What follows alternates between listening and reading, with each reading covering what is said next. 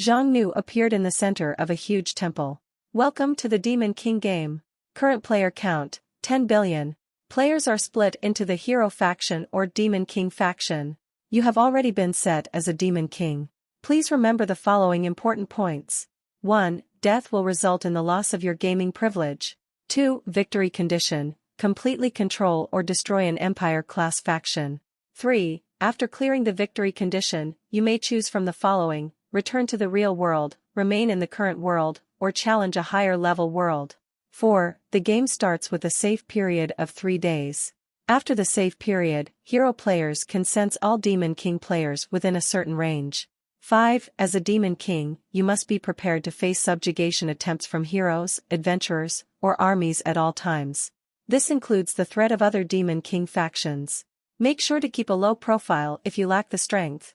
Please select the Demon King bloodline to integrate within the next 10 minutes. After Zhang Nu comprehended those bits of information, he still had a hard time believing it. I transmigrated. And it's not just me either. Billions of people are also transmigrated as well. We've been forced into a Demon Kings and Heroes game. I've been placed in the Demon Kings camp, so now I need to select my Demon King bloodline. This is indeed something hard to believe, but for Zhang Nu, who was already a transmigrator and had already experienced a transmigration before, it wasn't impossible for him to accept either. Zhang Nu swept his gaze around the area. Countless huge eggs floated before him. Those eggs all contained different Demon King bloodlines. Players have to choose one to integrate with. This choice is an extremely important one. It affects one's development during the early and mid-game. However, all the eggs looked exactly the same. There were no differences to speak of on the surface. And time is limited too. It's just like drawing from a lottery. Just as he was being depressed, a strange change occurred in Zhang Nu's vision. A pale gold message box popped up next to an egg. Slime, Demon King race. Low-class Demon King type. After integrating, you will be reincarnated as a Slime Demon King. It's possible to awaken water-type talents. Too weak in the early game. Not recommended. Kobold, Demon King race. Low-class Demon King type. After integrating, you will be reincarnated as a Kobold Demon King. It's possible to awaken detection-type talents. Relatively weak in the early game. Not recommended. What's going on? I can see hidden information? Zhang Nu was overjoyed. It wasn't something that he could think over. Now that the egg's information can all be seen through, Zhang Nu hurried to find a suitable bloodline. Gnome, Demon King race. Low-class Demon King type. Goblin, Demon King race. Low-class Demon King type. Arachne, Demon King race. Low-class Demon King type. Really now?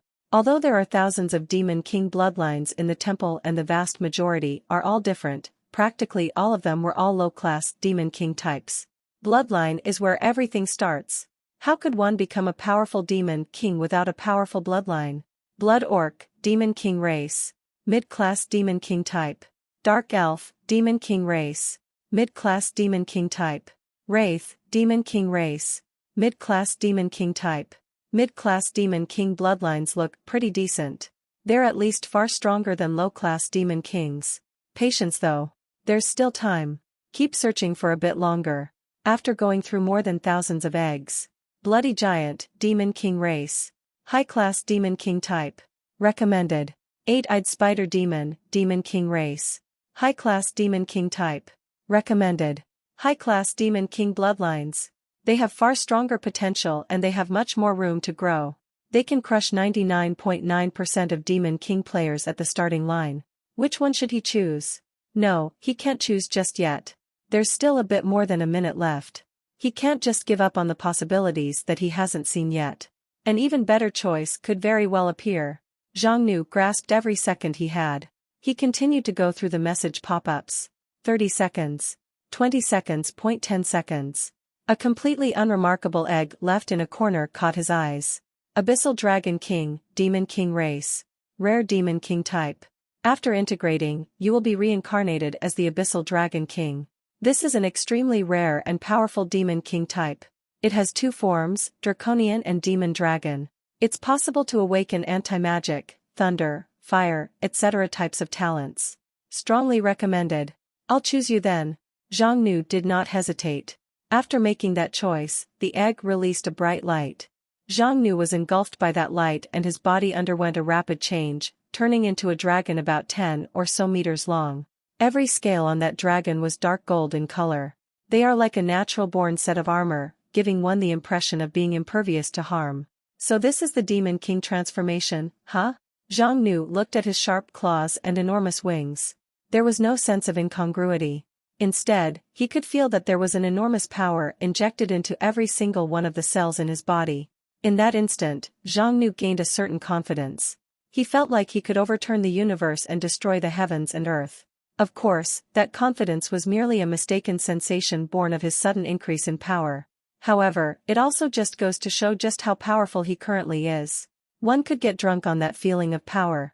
The game suddenly felt not so terrible to him. Player's Demon King transformation is complete. Beginning proper log in of the game. The next second, 8 gates of light appeared. Those 8 gates are each connected to a different area. This is another opportunity for the players to choose for themselves. T/N, Mechatrill here with a new project. I already binged all the ROS I can find of it, only up to chapter 183, unfortunately, so I can say with some confidence that it's pretty interesting. Nation building, dungeon crawling, tower defense, conquest, diplomacy and trade, and even farming simulator, this has it all, so I found it pretty fun. The only thing I dislike is the fact that the ROS are limited, being a full novel and all, but hopefully, more will end up available by the time we get up to that far. Fingers crossed. Zhang Nu swept his eyes around. He once again peeked at the hidden information. Transport Gate 1, this transport gate connects to the infinite wastes in the southeastern area of the infinite continent. It's desolate and unpopulated, unsuitable for development. Not recommended. Transport Gate 2, this transport gate connects to the Tempest Mountains in the southern area of the infinite continent. This location is rich in resources, but it's also within the borders of the Tempest Empire. The Tempest Empire is an extremely powerful empire with a population of hundreds of millions, making it unsuitable for developing one's own faction. Not recommended. Transport Gate 3, this transport gate connects to the Holy Plains. This location is extremely rich in resources, but is filled with powerful countries with dozens of epic-class powerhouses on site. Going there is basically suicide. 8 different entry locations. Pretty much all of them have their own issues. If they're not poor in resources, then they're filled with dangers. Either way, it'll likely be hard to progress there. Finally, Zhang Nu entered the 7th transport gate. Transport Gate 7, this transport gate connects to the Darkness Valley in the southeastern area of the infinite continent. Darkness Valley is located in the depths of the Chaos Forest. The forest is rich in resources, but the geography is complicated and is split up by many races. Thus, it's difficult for any particular nation to get a foothold in. This is a lawless, barbaric, and chaotic land. Recommended. This Chaos Forest is home to countless different races and various factions.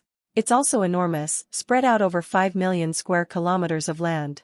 There are a few powerful countries surrounding it, but they're also antagonistic to each other, making it so that no one could truly extend their influence into it.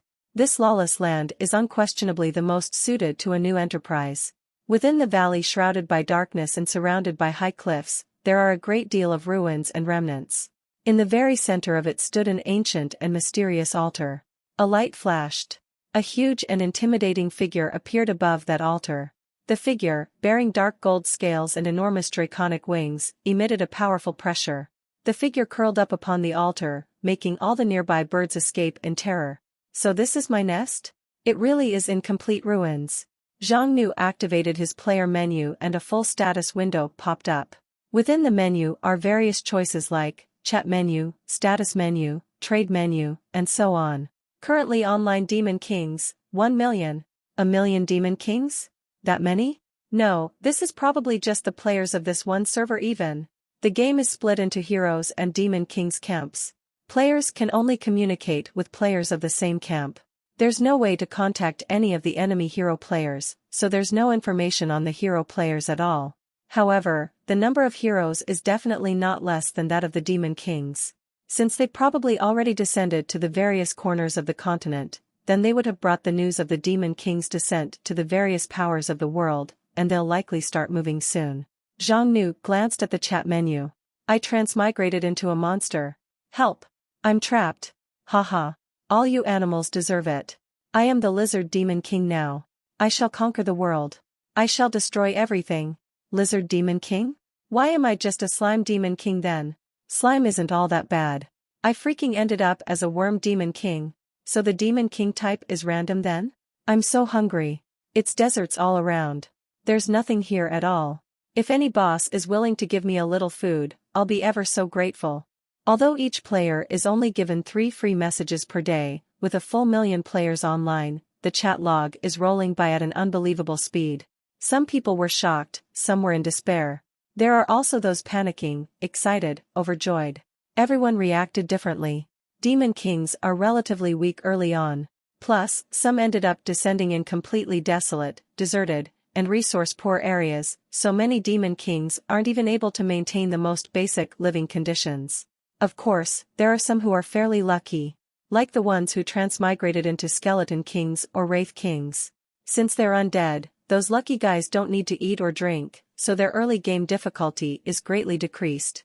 At the very least, they won't be dying of hunger. Zhang Nu closed the chat menu and instead opened up the status menu. Name, Zhang Nu. Level, 1. Race, Abyssal Dragon, Demon King Race. Base stats, 400 HP, 200 MP, 40 Strength, 20 Agility, 40 Constitution, 20 Will. Talents, Abyssal Draconian, Inactive, Dragon Flame, Inactive, Dragon Fear, Inactive, Lightning Control, Inactive, Beginner Anti-Magic, Inactive. Other skills, none. Talent points, 10. It must be said, these starting stats really are unbelievable. It could definitely let him directly face off against a heavily armed modern army. While Zhang Nu was excited, he also knew full well that he must not relax. Although it can be said that he has a strong head start, this particular race is a long one, so it doesn't necessarily mean that he'll always have the lead. Demon Kings are able to break through their racial limits. With enough time and resources, even a Demon King born as a weak race can still become an existence powerful enough to shatter the world. The moment he stops moving forward out of pride or self-satisfaction, his advantages are certain to be weakened by the passage of time. Plus, there are countless powerful individuals already living in this world.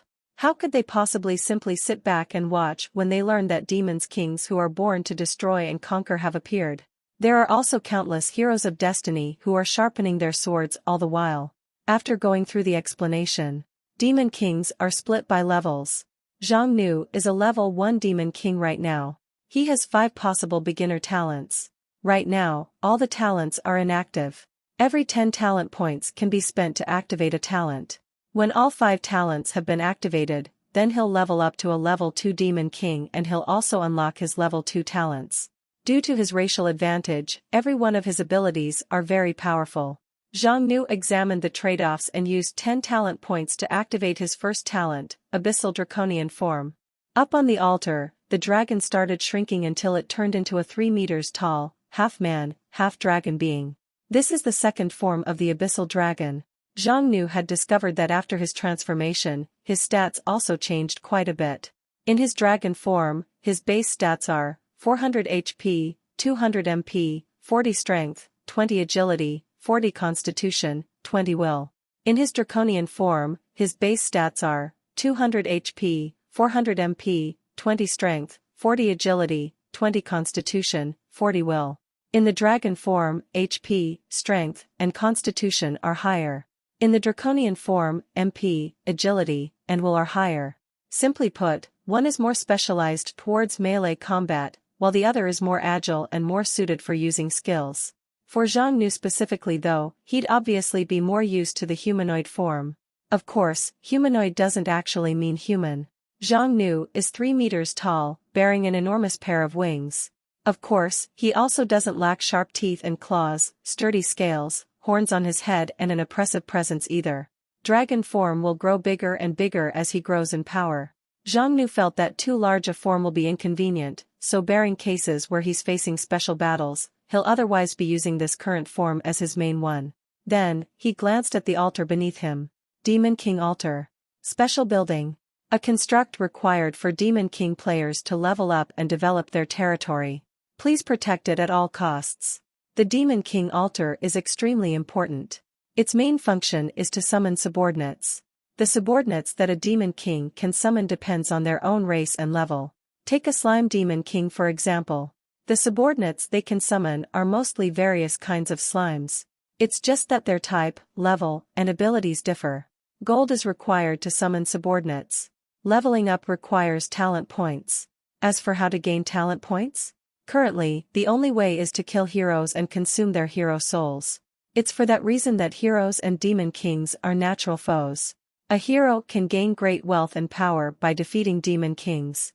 Demon kings similarly need to think of ways to lure in heroes and, by stepping over their corpses, finally become a terrible existence capable of ruling the world. I have neither hero souls nor game gold though. Everything starts out difficult. All I can do is take it one step at a time. Let's first explore the surrounding area then. He took to the air with a flap of his wings. The feeling of taking to the skies can only be described with a single word, awesome. Zhang Nu's vision is far stronger than that of humans, so he could easily distinguish the surrounding geography. At that moment, messages started automatically popping up one after another. Normal cave. Low exploration value. Resources, stone. Normal forest. Low exploration value. Resources, wood. Normal swamp. Level 1 normal area. There are high numbers of poisonous lizards and snakes. Average exploration value. Resources, poisonous lizard materials, poisonous snake materials, small amounts of herbs, small amounts of drinking water. With this power of his, it greatly reduced the amount of waste time spent on exploration, as well as greatly increased the efficiency and lowered the dangers. Zhang Nu immediately locked onto a certain area. Darkness Woods. Level 1 normal area. The biggest forest within the Darkness Valley. Within it are high quantities of high-quality wood, wild fruits, herbs, Bigfoot birds, unicorn deers, forest wolves, and other animals. Relatively high exploration value. Resources, wood, wild fruits, herbs, meat, etc. In the nearby areas, the Darkness Woods have the highest exploration value. Zhang Nu immediately entered the woods and various new messages started popping up. Tricolored fruit. Gray quality. Can recover 3 MP. Blue moon grass. White quality. Can recover 10 HP. It's indeed rich in resources. Zhang Nu picked a tricolored fruit. It's about the size of a human fist, although for the current him, it's like a cherry. He tossed it in his mouth and chewed. It's juicy, sweet, and delicious. Zhang Nu was quite shocked by the taste of the fruit. It's far better than the fruits back in the real world. Fortunately, draconians are omnivores and their general tastes are fairly similar to that of humans as well. Thus, he could have quite a treat for himself. Zhang Nu picked a few sprigs of herbs along with a bunch of wild fruit and tossed them all into the player's inventory before getting ready to explore some more. Gugugugu. A strange large bird poked out from the berry bush before him. This strange bird is somewhat similar to an ostrich. Its most noticeable feature is its huge feet. It has a certain amount of flight ability, but it depends more on its 2 legs to run. Within the narrow woods, its speed won't lose to a human short dash champion. Bigfoot bird. Level 1 normal creature. A bird who lives in thick woods that specializes in running and mainly eats berries. Its main weapon is its sharp beak. No special skills. No threat to the host. A wild monster. Zhang Nu's figure flashed forward. He was way too fast. The Bigfoot bird had its neck broken on the spot. Game message, you've slain a Bigfoot bird. Gold +1. Zhang Nu's eyes gleamed. So it's possible to get gold just from killing monsters. You've slain a Bigfoot bird. Gold +1. You've slain a Bigfoot bird. Gold +1. You've slain a Bigfoot bird. Gold +1. You've slain a Bigfoot bird. Gold +2. You've slain a Bigfoot bird. Gold +4. Bigfoot birds are everywhere in these woods and he also encountered 2 unicorn deers.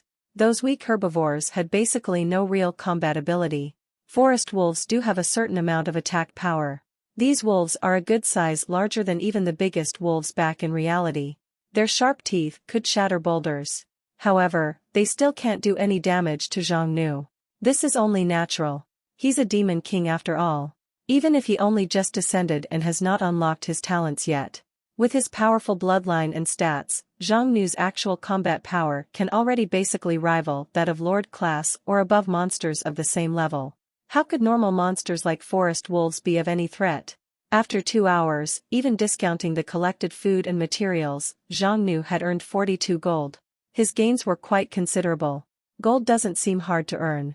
Not bad at all. He headed back to the altar in preparation to summon some subordinates. Zhang Nu checked it over. Currently, there are 2 possible units that are unlocked and available to be summoned. Draconian Laborer. Level 1, Normal. Summoning costs 5 gold. Summary, low-class Draconian with extremely weak bloodline purity. They are the lowest of the Draconians. Although they're not very strong in combat, they do have production and construction capabilities. Draconian Soldier. Level 1, Elite. Summoning costs 100 gold. Summary, basic soldiers among Draconians. They are vicious and powerful in combat. Zhang Nu is powerful on his own, so he doesn't lack combat power for the time being. Right now, labor and production capabilities are more important. Plus, the soldiers cost 100 gold. That's too expensive. He doesn't have that kind of money. Thus, Zhang Nu spent 25 gold to summon 5 laborers. The Demon King's altar activated a transport gate and 5 figures walked out of it. Each of them had tools like hoes or axes. Master! The 5 Draconians all knelt down. These lesser Draconians have thin blood. They lack sharp claws, sturdy and impressive scales, or wings capable of flight. They're also 3 sizes smaller than him. Rather than Draconians, they're more like lizard men. Of course, even the weakest Draconians are still over 2 meters tall, fanged and intimidating, powerfully built and extremely strong when compared to humans. Zhang Nu opened their information. Draconian Laborer, 15 HP, 15 MP, 2 Strength, 2 Constitution, 1 Agility, 1 Will. Collection LV2, Construction LV2, Smithing LV1, Hunting LV1. Loyalty, 100%, locked. Strength and weakness are always relative. These Draconian laborers wouldn't have any issues beating up 3 adult men at the same time. They're good at collection and construction. Construction includes chopping wood, harvesting herbs, and mining. The construction and smithing abilities are also very important for base building. If one had to nitpick, then the only issue is that Draconians eat a lot of food. Thankfully though, Zhang Nu's location is very rich in resources. There's no problem supporting even 10,000 Draconians. You guys take care of this food. Zhang Nu brought out the dozens of Bigfoot birds and unicorn deer that he hunted earlier. The 5 Draconian laborers moved at his orders and started processing the food right away. They even started up a fire and started roasting the bird and deer meat. Soon, the delectable scent of cooked meat filled the air. Zhang Nu grabbed a deer leg and started biting away. Even though there weren't any spices, the meat was still very delicious and fresh. It could instantly defeat even the highest quality beef from reality when it comes to the taste. This place really is great. The environment is sealed and resources are plentiful. It can be said to be the best when it comes to early game development. Zhang Nu opened up the chat menu. He wanted to see the other players' situations. However, he ended up surprised at the change in the number of Demon Kings. A few hours ago, the number of Demon Kings online was 1 million. Currently, the number online has changed to 999,901. 99 Demon Kings are gone? They were disqualified that fast. Zhang Nu looked through the chat log. Shit. My altar got destroyed by orcs. Help, I was found by humans. I'm being hunted from all sides. Someone please save me, I don't want to die. My territory here is filled with terrifying monsters. I can't beat any of them. How am I supposed to play here? I can't even get out the door here. I'm trapped on a deserted island. There's nothing here. I'm on the verge of dying from hunger. Can anyone send me something to eat? My dad is the president of the XX company in Shanghai, so I got plenty of money. No wonder then. These 100 disqualified Demon Kings were either discovered and killed, or their arrival location was so terrible that they had no way to develop and expand. It's not strange for 100 or so to get disqualified within just 2 or 3 hours then. Zhang Nu felt like, as time progressed, especially after the safe period is over, there will likely be thousands more Demon Kings who will end up dying before they can get anywhere. Demon King really is a high-risk profession. Zhang Nu discovered that, due to their arrival locations being desolate areas, right now the most common problem that Demon Kings are having is the lack of food. However, players do have a specialized trade platform. They can place items on it and sell off surplus materials in exchange for other resources that they might need. Zhang Nu sent a message in the chat menu, selling Bigfoot birds. Its meat is delicious. 5 gold each. It will be added to the trade menu immediately. First come first served. The moment this message was sent out, the chat menu exploded. Shit, where did so much food come from? 5 gold? That expensive? Why aren't you rushing to grab them then? Everyone's only entered the game for a few hours, so the vast majority don't even have a single gold yet. You asking for 5 gold for just a single bird is practically highway robbery. Too expensive. Nobody buys it. Anyone who buys is an idiot. That's right. You just keep them yourself until they grow moldy. Zhang Nu was uncertain at the moment. Even if those people's words are harsh, they do have some logic to them. The game only started a few hours ago, so the vast majority definitely won't even have a single gold yet. 5 gold per bird. Will it really be able to sell? Whatever. Let's try it out first with 10 birds. The trading menu requires a fee for trades. Each item will only stay on for 15 minutes.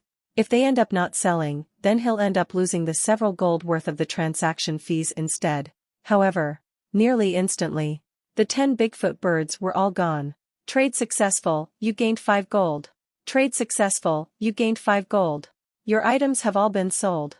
Gone instantly? Zhang Nu was dumbfounded. The chat menu exploded. Holy shit. What the heck? Where's my meat? My meat. What happened to my meat? Despicable. Didn't we agree not to buy any? So shameless. Bigfootbird.jpg. The game had just started.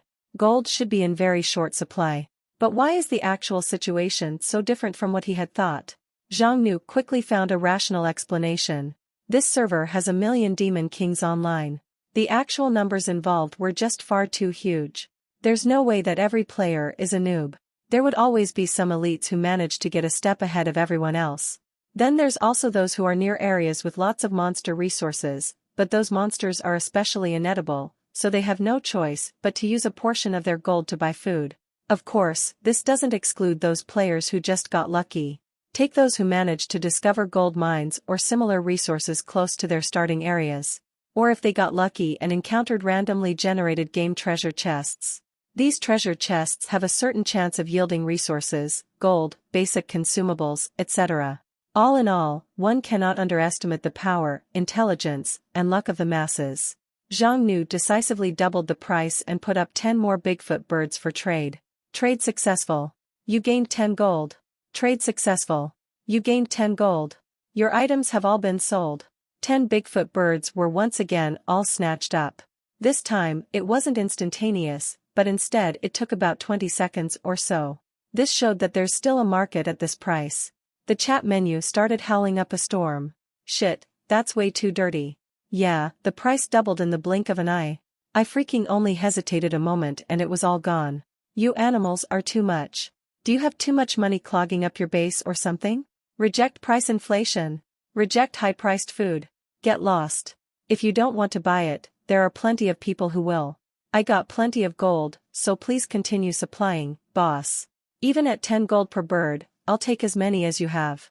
Zhang Nu gained some understanding of the situation. In the short term, the market could accept normal food at a price of 10 to 20 gold.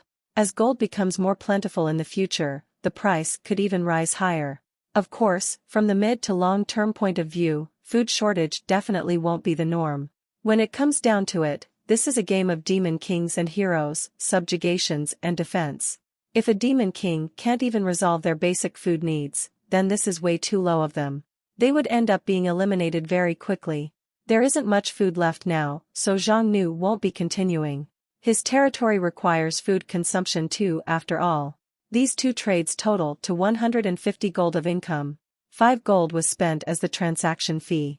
Since the two trades didn't take long at all, the transaction fee ended up fairly low. Right now, he has a total of 161 gold on hand. He spent 50 gold to summon 10 draconian laborers. Then he spent 100 gold to summon up a draconian soldier. His territory already has 15 production units and 1 combat unit. Things are starting to shape up. Zhang Nu examined the draconian soldier. The draconian soldier didn't look much different from the draconian laborers. It's just bigger and stronger. Its black scales looked more sturdy and its teeth and claws were sharper. Plus, it had a spear equipped as a weapon. Draconian soldier, level 1 elite unit. 50 HP, 30 MP, 7 strength, 5 constitution, 6 agility, 3 will. Loyalty 100%, locked, tiredness, 10%, hunger, 10%. Skills, Dragon Blood Berserk, E rank, Spear Stab, E rank, Lesser Dragon Scale, E rank. Not bad. Estimating conservatively, a single soldier could probably beat up 10 laborers. The most basic level 1 unit is already an elite class monster. This is probably unthinkable to demon kings with relatively lower bloodlines or races. However, this is Zhang Nu's biggest advantage right now. Next is assigning tasks. Zhang Nu set the 15 laborers on production work. A portion of them headed off to the Darkness Woods to harvest, chop wood, and hunt in order to satisfy the basic daily consumption needs of the territory in addition to collecting wood for construction. The rest were to repair the ruins, create farmland and build defenses to protect the Demon King's altar and the territory as a whole. There are no strong monsters in the Darkness Woods, so the normal draconian laborers are enough to deal with any dangers there. Instead, Zhang Nu took the soldier with him to continue exploring the valley. After all, he had only explored a small portion of the valley thus far. He needs to explore more of the valley and see if there are any signs of native activity. Killing monsters will only get him gold and materials. This could be used to develop his territory, but it won't make himself stronger. Zhang Nu needs to remove any dangers in the area of his future territory. He also needs to collect souls to satisfy the requirements for his evolutionary goals. Darkness Valley isn't particularly large or small. It took a total of about 30 minutes to do a full lap around it. Messages came up one after another, allowing Zhang Nu to quickly gain a very detailed understanding of his surrounding environment. Normal cave. Low exploration value. Normal swamp. Low exploration value. Normal ruins. Low exploration value. Fallen Darkness ruins. Level 1 elite area. It was once a forest village established by a mage. It was destroyed due to an experiment going out of control and all the villagers were killed and turned into undead. Relatively high exploration value. Possible rewards, black iron treasure chest, the mage's inheritance, etc. Interesting. He didn't manage to find any natives, but these ruins are worth exploring too. Zhang Nu immediately headed over with the draconian soldier. He wanted to test out his most basic combat unit's strength. It's quite eerie. This village doesn't seem all that big. Although, back when it was prosperous, it should have a population of about maybe 1,000 or so. As he headed into the Darkness ruins, he felt like he was entering a graveyard and the environment became chilling. Some kind of evil energy is obviously still affecting this place even after over 100 years of being abandoned. Not a few steps in, targets have started appearing. Skeleton Soldier. Level 1 normal monster. Formerly the residents of this woodland village. They died due to the village lord's evil experiments and were turned into skeleton soldiers by necromantic energy. Abilities, Strong Swing, F rank, Aura of Undeath, F rank. 2 skeletons covered in rags stood up. Those undead monsters have no concept of fear, so they were completely fearless even when facing a demon king. Thus, they charged forward swinging a bone sword. Interesting. Destroy them. Zhang Nu didn't personally take action. The draconian soldier roared out and charged out from behind. The soldier crossed the rugged ruins in an instant, with a speed far outstripping even the fastest human Olympic sprinter. Spear Stab. The spear lashed out in a blur. A skeleton's head instantly exploded. It was basically instantly killed. The other skeleton soldier swung down with its bone sword, but was easily blocked by the draconian soldier's spear. It was then forced back after another 2 or 3 blows. With a snap, a tail sweep shattered the skeleton soldier's legs. A follow-up spear stab ripped apart its skull. You've slain a skeleton soldier. Gold +5. You've slain a skeleton soldier. Gold +5. Zhang Nu nodded. Although it's the weakest combat unit, the draconian soldier's power isn't bad at all. It could probably take down at least 7 or 8 monsters like these skeleton soldiers. Skeleton soldiers are only normal monsters. And draconian soldiers are elite monsters. Zhang Nu also discovered that when his subordinates kill a target, it counts the same as if the Demon King did it and similar rewards will be generated without any reductions. That's great. After all, as a Demon King, there's no way that Zhang Nu could do all the battling himself. Well done. Time is valuable though, so let's not just kill them one by one. Go and wake up all the other undead nearby. Yes sir. The draconian soldier immediately turned into a black blur and all the skeleton soldiers in his passing were woken up. Then, they all got up amidst the ruins. Not long after, the draconian soldier was being chased by 10 to 20 skeleton soldiers. He couldn't deal with that many skeleton soldiers at once, but he is very quick and agile, so the skeleton soldiers can't catch him either. Instead, a portion of those skeleton soldiers locked onto Zhang Nu. Those skeleton soldiers let out a horrifying clacking noise, raised their bone swords and swung them down onto Zhang Nu. Zhang Nu didn't dodge. He took that blow on purpose. It's because he wanted to test out his own defensive ability. -0. It just clanged off. There wasn't even so much as a mark. The skeleton soldier didn't even manage to break a scale. Instead, it was the skeleton soldier's bone sword that got shattered by the impact. So weak. Zhang Nu reached out with his hand and grabbed it. He grasped its skull and lifted it up from the ground like it was a helpless chick. The skeleton soldier struggled with all its might, but it couldn't get out at all. Zhang Nu squeezed slightly. A clear snap rang out. The skeleton's head couldn't withstand it and the entire skull instantly shattered into dozens of pieces. You've slain a skeleton soldier.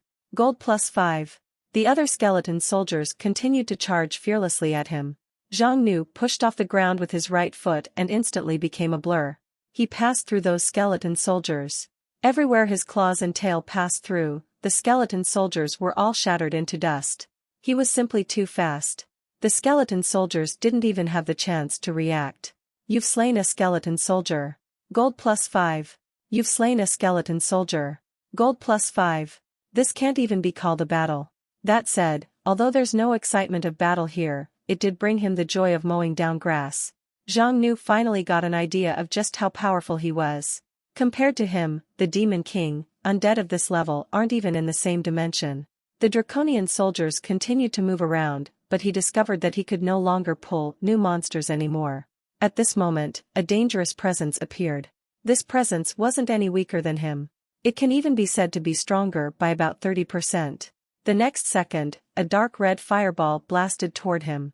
The draconian soldier agilely dodged it. The fireball struck the broken wall behind him. Its power was comparable to a rocket-propelled grenade. Zhang Nu looked on over. An elite monster. This skeleton is different from all the others. It wore a set of tattered robes and it had a long bone staff in its hand. Skeleton Mage. Level 1 elite monster. This was the lord of the woodland village. He used to be a mage obsessed with magic. Currently, he's been transformed by necromantic energy into a skeleton mage. He still has a portion of his magical abilities from back when he was alive. Skills: Necromantic Fireball, E rank, Chain Fireball, E rank, Lesser Magic Shield, F rank. The skeleton mage got ready to keep attacking. The power of its magic was quite decent. It's quite a threat if it actually hits the draconian soldier. Zhang Nu pushed off the ground and instantly charged before it. The skeleton mage hurriedly released a transparent magic shield. Zhang Nu shifted slightly and his draconic tail swept forth like an iron whip. It instantly shattered the shield and continued forward to cut the skeleton mage in half at the waist, making it lose the ability to move. Then, Zhang Nu followed up with a stomp, shattering its head. Elite monster? So that's all it is. It doesn't actually feel all that much stronger though. You've slain a skeleton mage. Gold +50. You've conquered the darkness ruins. You gained Black Iron Chest X1.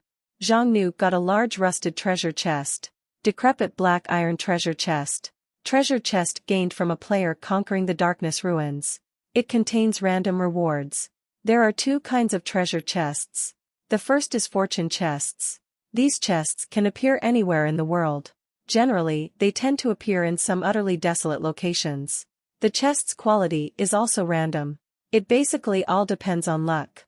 The second kind of chests are reward chests. These chests are basically completion rewards. When a player conquers an area or dungeon, it is one of the possible random rewards that might be generated. The quality of said chest is proportional to the difficulty level. This particular case is obviously the second type. You've opened the Black Iron Treasure Chest. You gained Gold X200, Blueprint, House of Bones X1. Blueprint, House of Bones. Costs Undeath Gem X1, Wood X20, Stone X30, Gold X300. You can construct a House of Bones in your territory. This is something quite good. All blueprints that a Demon King can get are worth a lot. This House of Bones blueprint allows one to construct a House of Bones anywhere within their territory. With it, they gain the ability to summon a certain number of skeleton soldiers. These kinds of buildings are basically barracks-type buildings. They can grant the demon king in question a certain number of soldiers from a different race. Zhang Nu doesn't particularly care for skeleton soldiers. Those things have no intelligence and they are super weak in terms of combat power. However, that doesn't mean that skeleton soldiers have no value. First of all, as undead, they don't need to eat or drink, so they won't end up being any kind of burden on the territory itself. They're basically perfect as dumb labor. This was quite a good turn of luck. He got a lot out of this excursion. Even without this blueprint, the 30 skeleton soldiers yielded him 150 gold and a skeleton mage got him 50 gold. In total, this was an income of 200 gold, and in the early game, every single piece of gold is very valuable. This will allow him to summon 40 laborers or 4 soldiers. If it was any other player, they'd probably be completely satisfied with that and have gotten ready to leave. Zhang Nu didn't leave though. Based on his appraisal message, this Darkness Ruins has a hidden treasure. He's not going to miss out on the extra gains there. After some exploration, Zhang Nu finally found it. It was a basement hidden under the ruins. It was full of all kinds of vials and bottles, as well as all kinds of random books. The potions and herbs have long since rotted away. The books are mostly intact though. Although they're not especially valuable or anything, they can be used to whittle away the time with. It will also help him gain a better understanding of this world, and that will be of great aid to his future battles. Zhang Nu finally found a chest hidden away. Lord's treasure chest. Contained within is the village lord's main inheritance. Found it.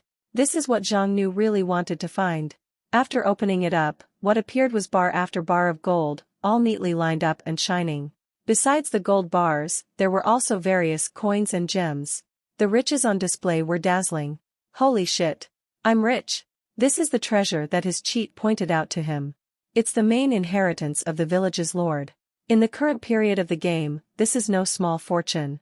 Gained level 1 Undeath Gem X1, gained level 1 Earth Gem X1, gained level 1 Water Gem X1. The gems are quite valuable. They can be used for forging or construction. Gold discovered. Would you like to convert? Gold successfully converted. Gold plus 1,200. The shining gold bars all disappeared. What replaced them was an insane increase in his amount of money. It increased by 1,200 in a single go. That's awesome. Zhang Nu had spent quite a bit of time clearing the ruins, but his gains from that were a full decimal place less than this particular haul. Plus, besides the gold, he also got a haul of fairly valuable gems. This was super worth it. After heading back to the altar, the 15 laborers were working furiously. They've made quite some progress.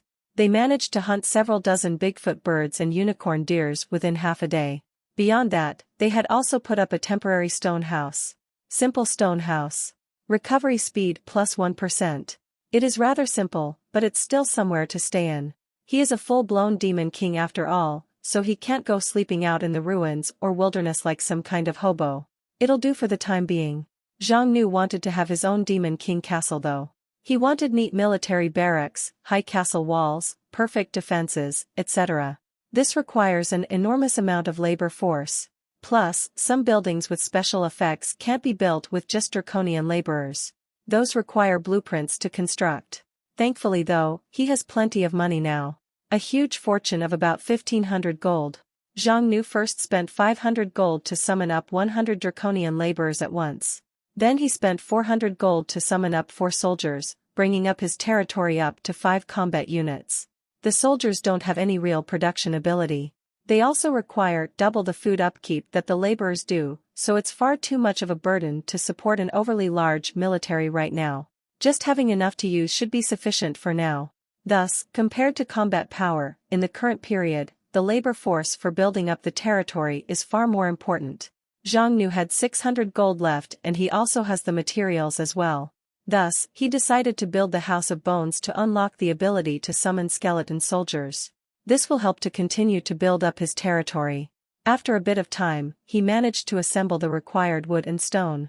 Now, the gems, wood, stone, and gold have all been assembled. House of Bones successfully constructed. Successfully unlocked skeleton soldier summoning. Unit summoning limit plus 100. T/N, 200 gold gets him 40 laborers, that checks out at 5 gold per laborer, but 4 soldiers when each costs 100 gold? That's what the Ross say though. This won't be the last time that math mistakes will show up either. Still, I guess I'm translating this to match the Ross for now. On the matter of the location for the House of Bones. This is naturally something that requires consideration. Skeletons don't need food or water, but they're not perpetual motion machines. It doesn't mean that they have no upkeep whatsoever. It's just that undead don't depend on food and water to recover their stamina. Instead, they need to absorb necromantic energy to recharge. One of the functions for the House of Bones is to generate necromantic energy. If it's placed too closely, then the chilling atmosphere and having skeletons moving in and out all the time will definitely end up causing mental issues. The Darkness Ruins is a pretty decent choice.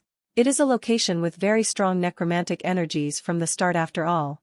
If the House of Bones were to be constructed there, then it can lower the daily upkeep by a certain amount.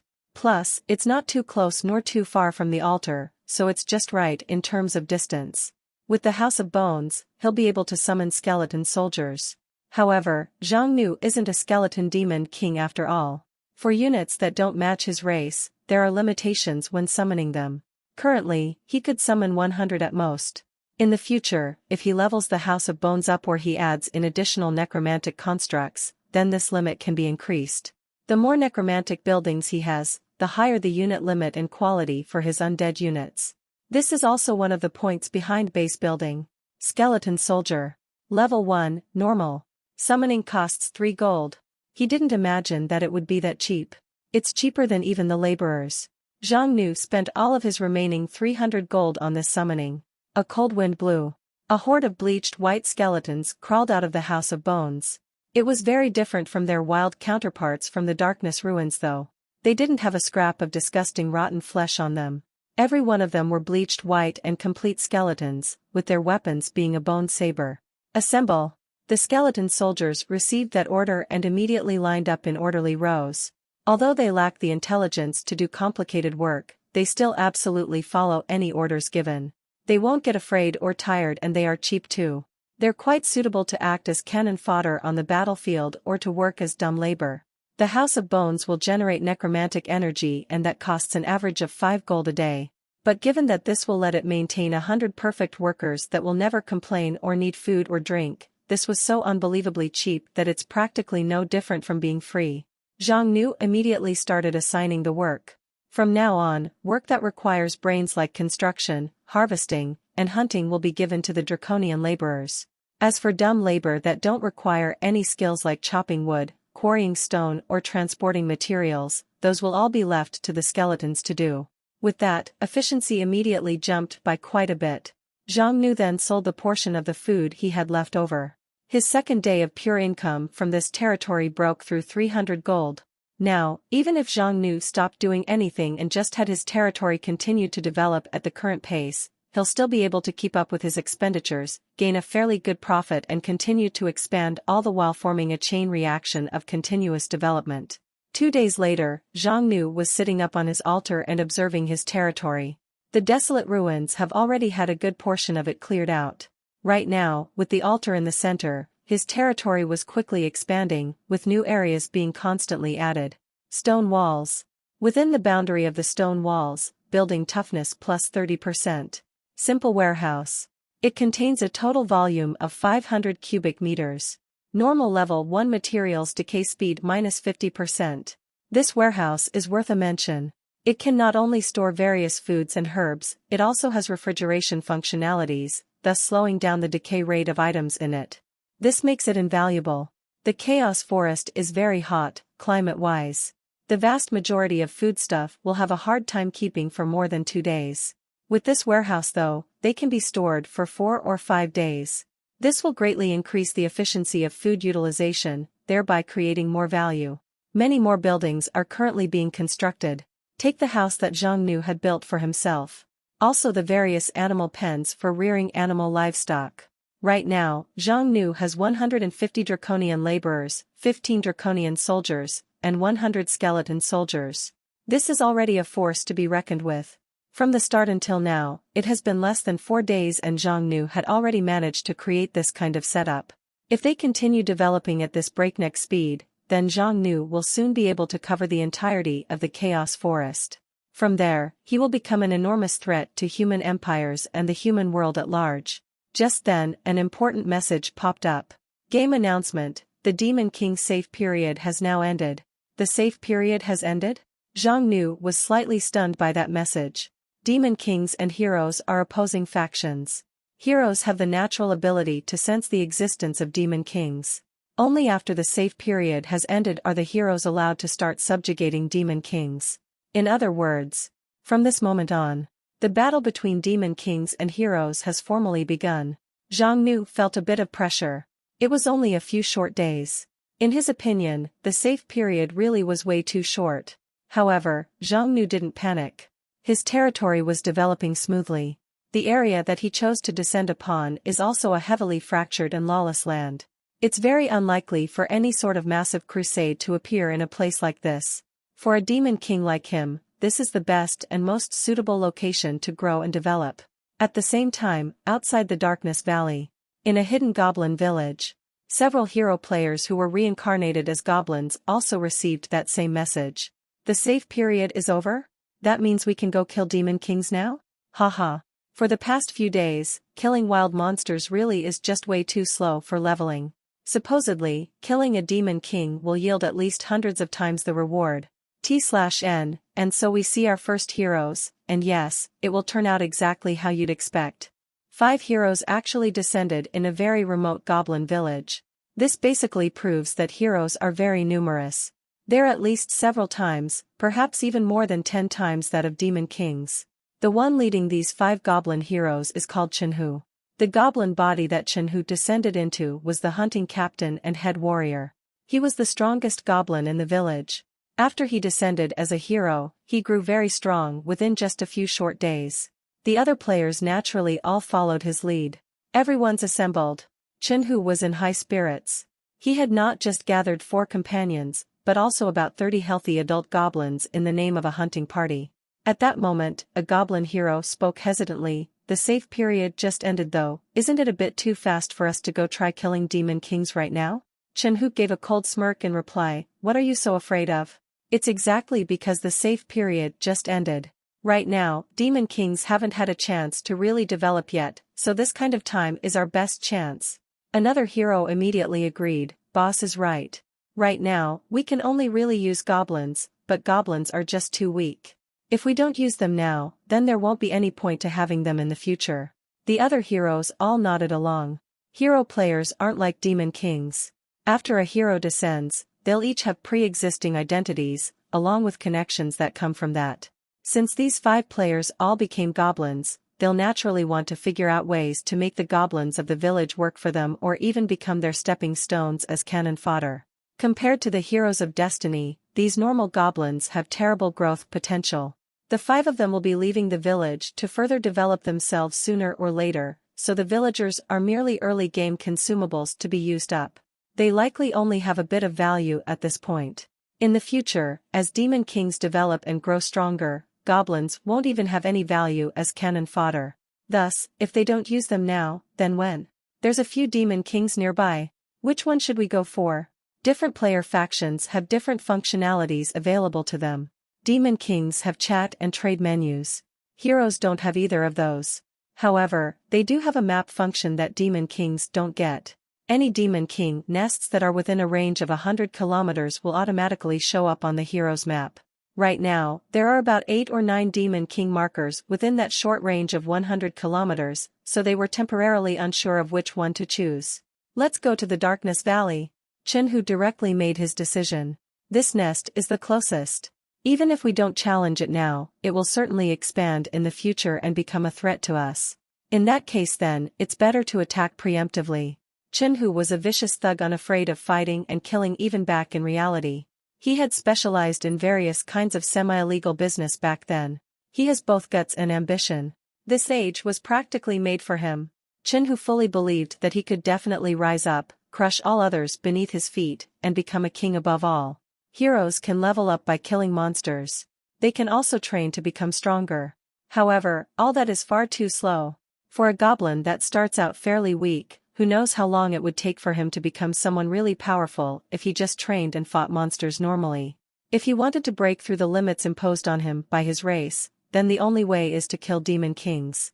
The reward from a single demon king is equivalent to years of harsh training. The demon king that lies in the Darkness Valley will become the starting point for his rise to greatness. It will become the first sacrifice and stepping stone for he who shall become one of the strongest. Around night, 5 heroes plus 30 normal adult goblins snuck into the valley. Heroes can detect demon king nests. Demon kings can't detect nearby heroes though. Thus, demon kings are relatively more vulnerable to sneak attacks. However, heroes can only get a general idea of the demon king's territory. They have no way of accurately pinpointing the demon king's altar that acts as the core for the demon king's nest. Thus, there is something of a process where each side attempts to win a battle of scouting. Demon kings need to be ready at all times to deal with heroes who might try to sneak in. After a hero enters a demon king's nest, they also need to be careful of any traps and minions that the demon king has. Boss! Found it. What's up ahead is definitely the demon king's nest. A small ruin within the valley is up ahead. It was as dead as a grave. About 20 to 30 skeletons were active within the ruins. They were all acting in groups, making it obvious that they weren't normal wild monsters. Chenhu was immediately overjoyed. He's confident of his victory now. It looks like it's a skeleton demon king. They managed to get so many skeleton soldiers in just these few short days? Yeah, they got dozens of skeleton soldiers in less than a week. If we gave him something like half a year, then we wouldn't have stood a chance. Chenhu showed a vicious grin, hee hee. The stronger the demon king's forces, the better the rewards after we kill them. This is all going to end up becoming ours. He waved his hand. Let's go. Don't let him escape. Over 30 goblins charged out as one and started attacking the skeleton soldiers that were currently recharging their energy. The skeleton soldiers had no thoughts or feelings. When they detected the invaders, they all instinctively brought out their weapons to start fighting back. Both sides immediately began fighting. Normal goblins are very weak in combat. In a one-on-one duel, they're even weaker than these skeleton soldiers. Ednel.co.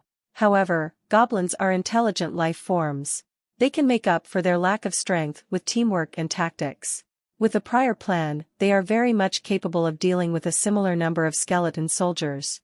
This isn't even mentioning the 5 goblin heroes. Their power far outstrips that of normal goblins. This was especially true for the body belonging to Chenhu.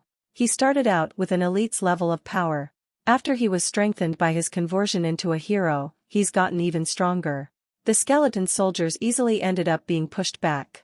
The goblins shattered one skeleton after another. Ha ha ha. That's all they're capable of. We're definitely going to win. At this moment, the 5 heroes were all in high morale and filled with battle lust. They believed that they were certain to become the first group of heroes to successfully kill a demon king. At the same time, up on the demon king's altar some distance away, Zhang Nu's eyes suddenly snapped open. A cold gleam flashed across his eyes. Warning! Your territory is under attack. Your skeleton soldier has been slain. Your skeleton soldier has been slain. He had received an alert. The House of Bones is currently under attack. Many goblins were injured or killed, but the skeleton soldiers fell one by one. Although the situation was very much in their favor, the heroes all keep feeling like something's wrong. Where's the demon king? Could it just so happen to be away from home right now? Or did it hide itself away after seeing that he's losing? Demon king! Stop hiding! You're not getting away. If you come out now, we can still give you a quick death. Chenhu didn't manage to get out more than a couple of taunts before a sudden gust blasted into them. Something had come from above them. Chenhu looked up. A terrifying and mighty figure was up in the air. He flapped his wings and stared down with golden slitted eyes.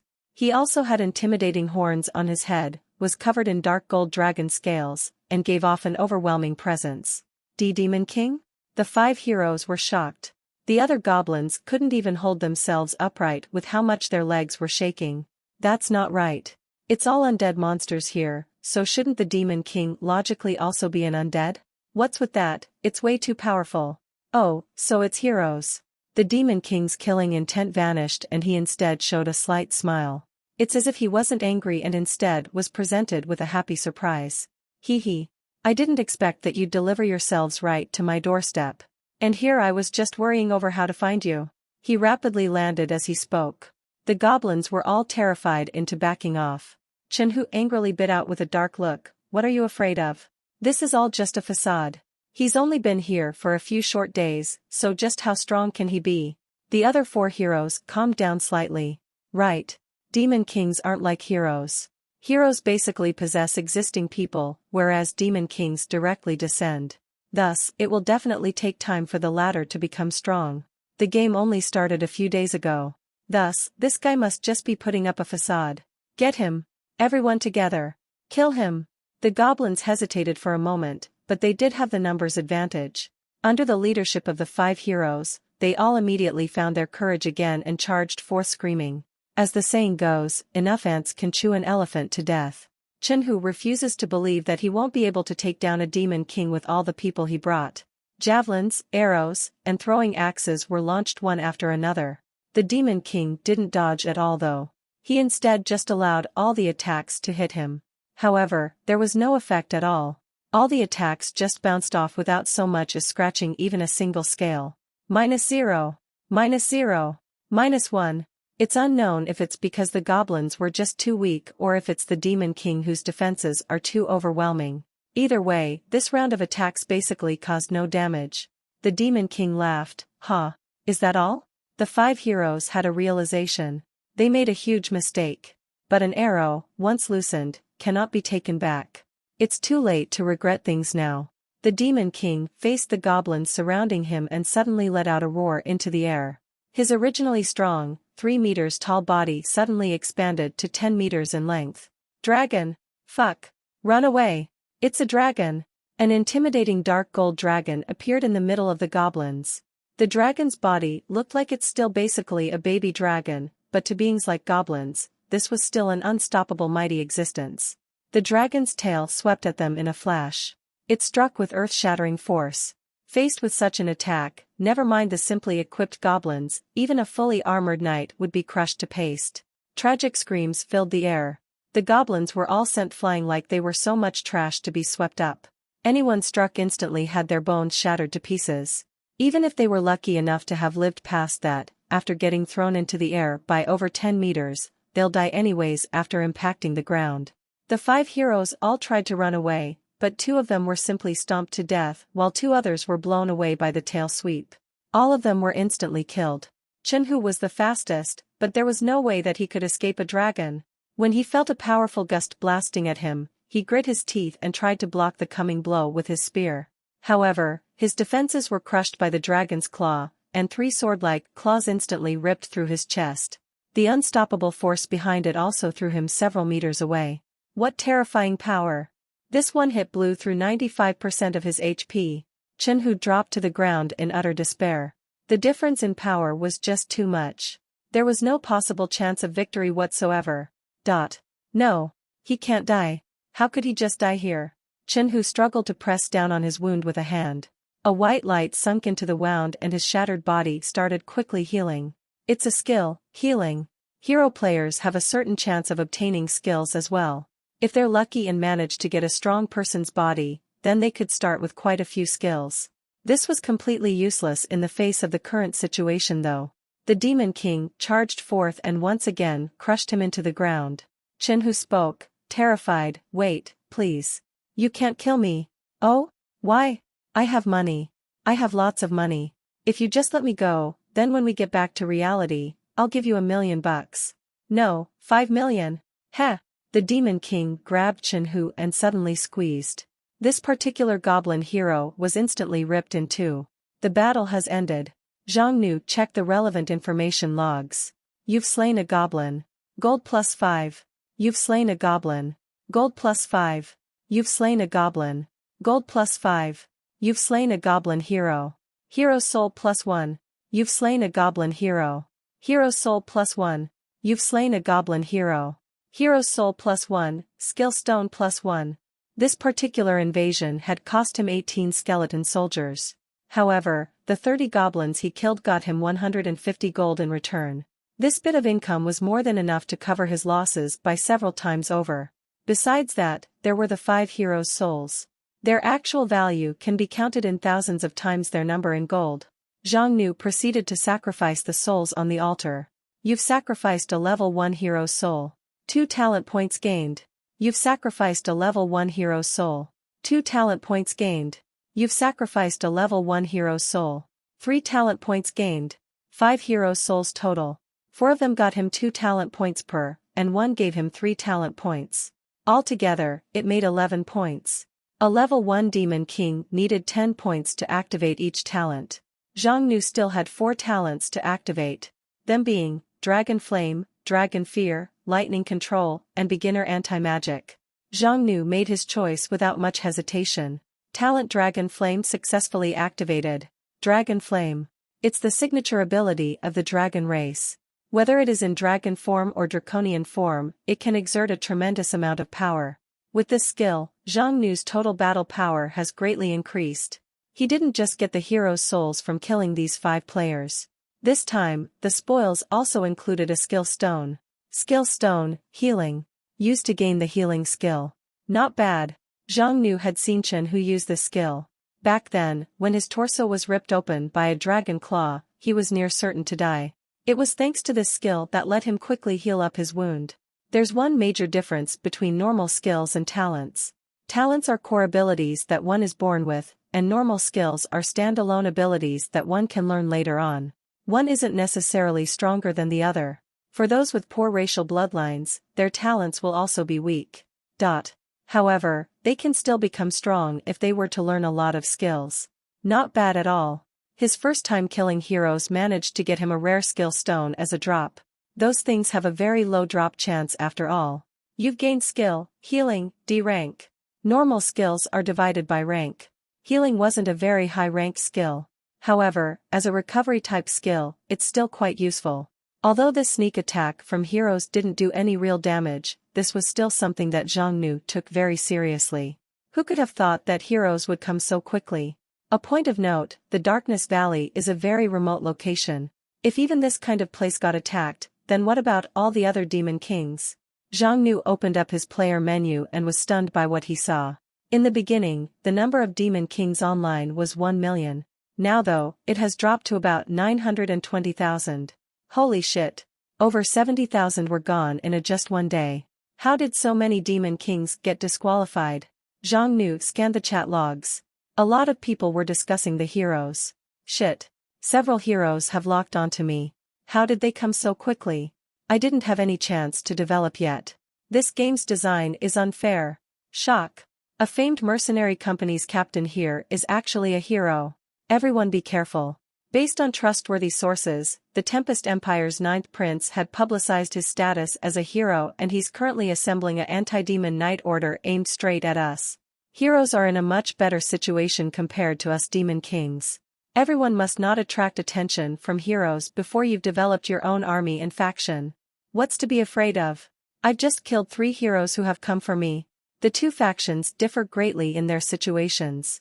Demon Kings physically descended from out of nowhere. They need to start from level on and build up their territory from nothing. In the early game, if their bloodline isn't strong, then the overall power of their faction won't be particularly powerful either. It's for that reason that they need to keep a low profile and accumulate power while keeping their heads down. Only through such methods can they possibly eventually conquer the world and stand above all. Heroes came down as possessing souls. Thus, they have the advantage of pre-existing social connections and are able to quickly integrate with the native population. If a hero player was lucky enough, they could technically directly descend as powerhouses, generals, or royalty. They'd be able to inherit great power or authority from the start and enjoy a great advantage from that. No wonder so many Demon Kings were shouting about the game being unfair. However, heroes have their advantages, but Demon Kings have their own advantages as well. Demon Kings have unlimited potential to grow stronger and expand their forces. So long as they're given enough time and resources to grow, they can very well single-handedly destroy the world. From the current look of things, heroes far outnumber Demon Kings. The number of heroes who start with great status are the extreme minority. The vast majority of them are mere commoners, with little choice but to just grind mobs for experience. Most Demon Kings end up descending upon extremely remote and unpopulated areas with no signs of civilization within hundreds of kilometers. Barring a few unlucky individuals, the vast majority are still safe for the time being. At this moment, 10 draconian soldiers had assembled before him. Master! The soldiers have all assembled. Please give us your orders. We will serve the master to our deaths. Chenhu's group came from a nearby village. Zhang Nu had decided to remove this particular threat, root and stem, and at the same time continue expanding his territory. Thus, after the battle, he had immediately sent out orders to assemble his forces. Zhang Nu launched his forces. He first took to the sky and observed. Normal forest. Low exploration value. Normal mountain. Low exploration value. Dark canyon. The passageway into the darkness valley. The path is narrow. Monsters occasionally appear. Relatively low exploration value. Possible reward, stone, iron ore, etc. This canyon was the path out of the valley. The Darkness Valley is set within the area known as the Chaos Forest. The Chaos Forest is an enormous primordial forest over 5 million square kilometers in size. The Darkness Valley is only a tiny part of it. Zhang Nu continued searching along the canyon. A hidden forest village appeared before his eyes. Goblin Village. Level 1 Elite Area. This is a nameless village with a population of about 300. Although it's not much to look at, it does contain several elite goblins. Relatively high exploration value. Possible rewards, black iron treasure chest, goblin equipment, etc. Found it. No wonder Chenhu and his group ended up attacking the Darkness Valley. This goblin village is indeed quite close to his base. The goblins here will soon notice that their comrades are missing, so it may very well end up causing troubles for him. Plus, this village really is just too close to him, so it needs to be removed either way. Zhang Nu didn't start acting immediately. Goblins aren't strong, but they are quite numerous. The moment they get scared, they'll end up running away in all directions, so some might very well end up escaping. 2 hours later, 10 Draconians and 50 skeleton soldiers exited the canyon before moving in a pincer formation to seal off any avenue of escape for the goblins. Alright then. Zhang Nu transformed into his dragon form. The goblins lived their normal lives within the village when an intimidating draconic roar came, making all the goblins freeze up in fear. Dragon! It's a dragon! The goblins could see a not especially huge dragon from far away. It was currently charging right for them while emitting a terrifying presence. Oh no! It's coming for us! Ready bows and javelins, quickly!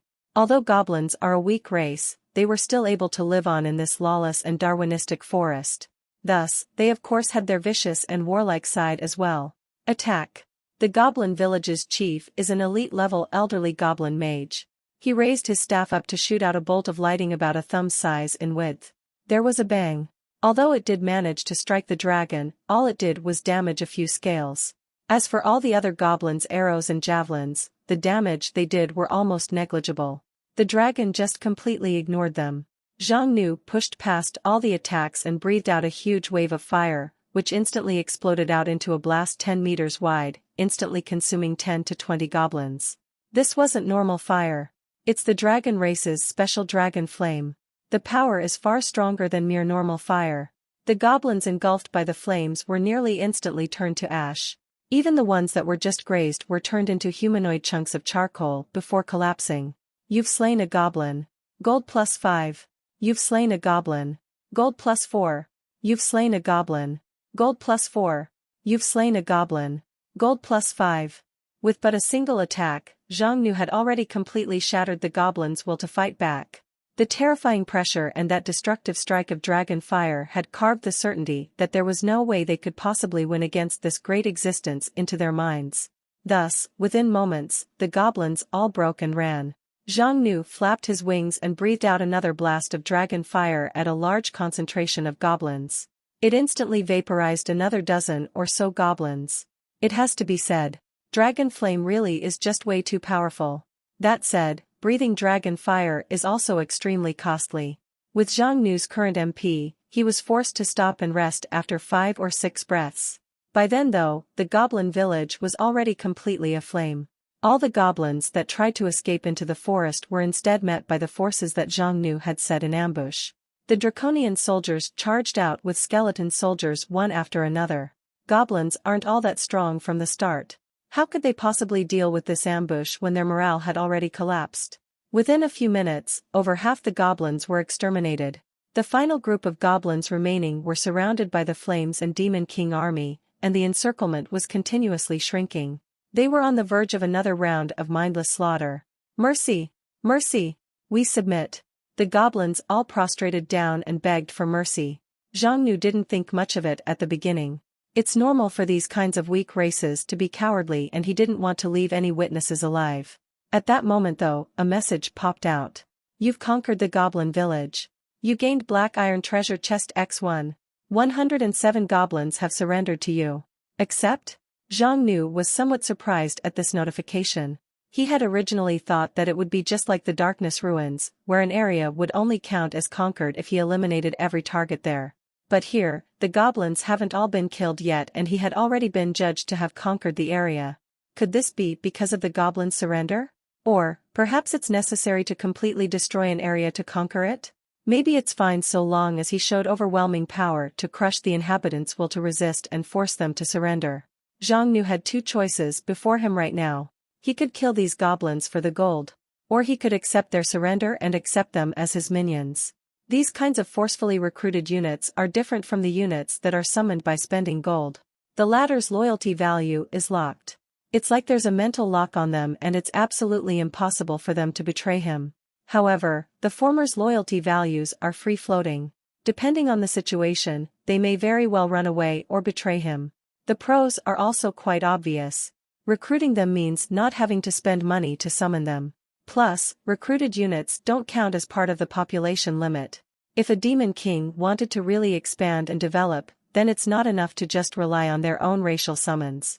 Vassal races can also greatly diversify their territory's capabilities and productivity. Zhang Nu had decided to accept the surrender. He flew a circle over the goblins' heads. The goblins were shaking in terror, with some even having pissed their pants. They were terrified that the dragon would breathe down fire at any second, turning all of them to ash. No dragon flame descended though. The demon king transformed into his draconian form. He looked down upon the prostrating goblins beneath him. Then, in a dignified and domineering voice, he spoke, "You insignificant beings dared to even invade my territory. Did you not resolve yourselves to die for that affront?" When the goblins heard those words, all of them instantly knew just what had happened. The elderly goblin chieftain hurriedly stepped forward and prostrated himself. "Those foolish ones charged to their own deaths, and we too have also received harsh punishments. I beg you, O great king, please give us a chance." Zhang Nu let out a cold humph. "I can temporarily allow you an extension on your lives and give you a chance to atone for your sins. However, if you dare to have any other thoughts, you will be utterly reduced to ash." "Thank you, master. Thank you, master. We will follow master. We will do anything master says." After recruiting over 100 goblins, Zhang Nu casually took a look at the statuses of a few of the ordinary goblins. Ordinary goblin. Level 1 normal. 5 HP, 10 MP, 0.5 strength, 0.5 constitution, 1 agility, 1 will. Loyalty 60%. Skills, planting LV3, harvesting LV2. Summary, this is an ordinary goblin. Although they're very weak, they are good at planting. Goblin Mage. Level 1 Elite. 10 HP, 30 MP, 1 strength, 1 constitution, 1 agility, 5 will. Loyalty 60%. Skills, Lesser Lightning, D rank, Fireball, D rank, planting LV5. Summary, the chief of the goblin village. An elderly and wise old goblin with decent magical abilities. In summary, goblins are a very weak race. This race is probably among the weakest beings living in the Chaos Forest. Not even the elite-level goblin village chief is a match for a draconian soldier. However, all things have their uses. It's not like these weaklings have no value at all. First of all, goblins eat very little. Not only can they eat practically anything, they can even survive off of grass and leaves for a long amount of time. Even the combined upkeep cost of something like 20 or 30 goblins is still likely less than that of a single draconian soldier. Next, goblins are very fecund and can work as adults by the time they're just 3 years old. Plus, they're also naturally skilled at planting and harvesting. They have an especially great deal of natural talent when it comes to planting. Zhang Nu's basic production unit is the Draconian Laborer. Draconian laborers are most skilled at construction. They're next best at harvesting and hunting, but they have no planting skills. On the other hand, goblins will reach LV3 in the planting skill by the time they're adults. The higher the level of the planting skill, the better the effects on the plants planted. Be it herbs or food crops, not only can this greatly decrease the amount of time it takes to grow, it can also increase the quantities of the harvest. That's no small boon to a territory's long-term development. Zhang Nu was very satisfied with his gains here. He just so happens to be in need of more population. These 100 or so goblins might be very weak, but their production capabilities are of no small use, thus allowing his faction to improve by a good amount. Besides the gold and goblins, Zhang Nu had also gained the treasure chest for conquering this area. You've opened the black iron treasure chest. You've gained gold x 300, blueprint, spirit fields x1, blueprint, spirit fields. Costs earth gem x1, wood x20, gold x 600. You can construct 100 acres of spirit fields within your territory. Another blueprint. This time, it's one for spirit fields. Regarding these spirit fields, the full name is Farmland of Spiritual Soil. These fields are different from normal farmland. The soil of the spirit fields contain great amounts of energy.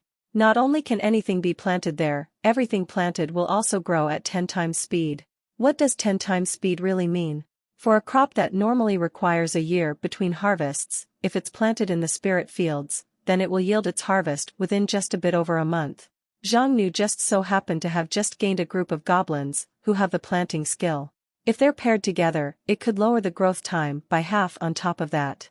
A year's round of harvests can be completed within just a bit over half a month. Nice. Zhang Nu was extremely satisfied with this. He never thought that he'd get such a great unexpected reward here. The draconian laborers had finished harvesting the rest of the normal materials. The core material used for the spirit fields is an earth gem. It just so happens that there was one among the gems gained from the darkness ruins. Zhang Nu had set the spirit fields on a flat plain within the valley. Then he moved his newly recruited goblins there and had them set up a farm on the spirit fields. The Darkness Valley is a sealed location. Not only is it hidden, it's also quite easy to manage, safe, and easy to protect. One issue though is the supply of seeds. 100 acres of spirit fields isn't particularly huge, but nor is it small. It's one thing if it was just a normal farm, but spirit fields yield crops extremely fast, so it also requires a lot of seeds to keep functioning. That's something that he can only try to get from other players.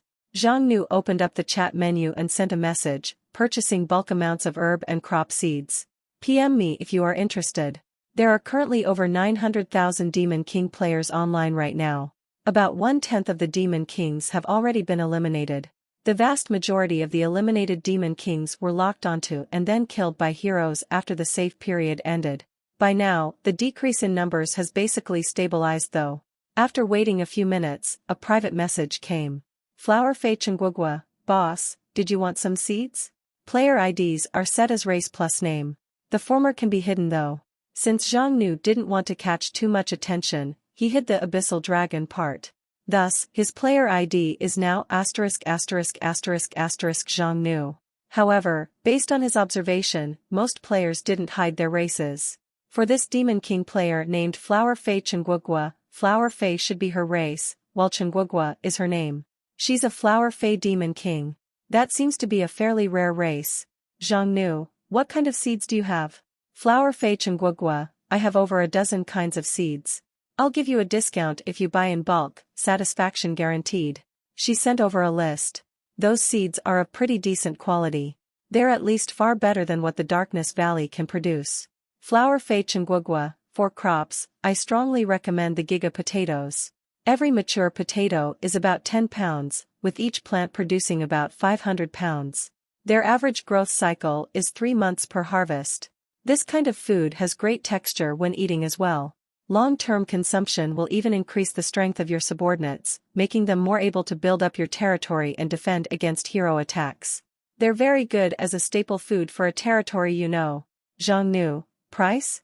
Flower Fei Chengguogua, for singular sales, 1 gold will get you 3 seeds. If you buy over 100 seeds at a time, I can give you a 20% discount. Every giga potato plant can yield 500 pounds of food, and 3 will total to 1,500 pounds. In the current market, every 100 pounds of food can sell for 10 gold.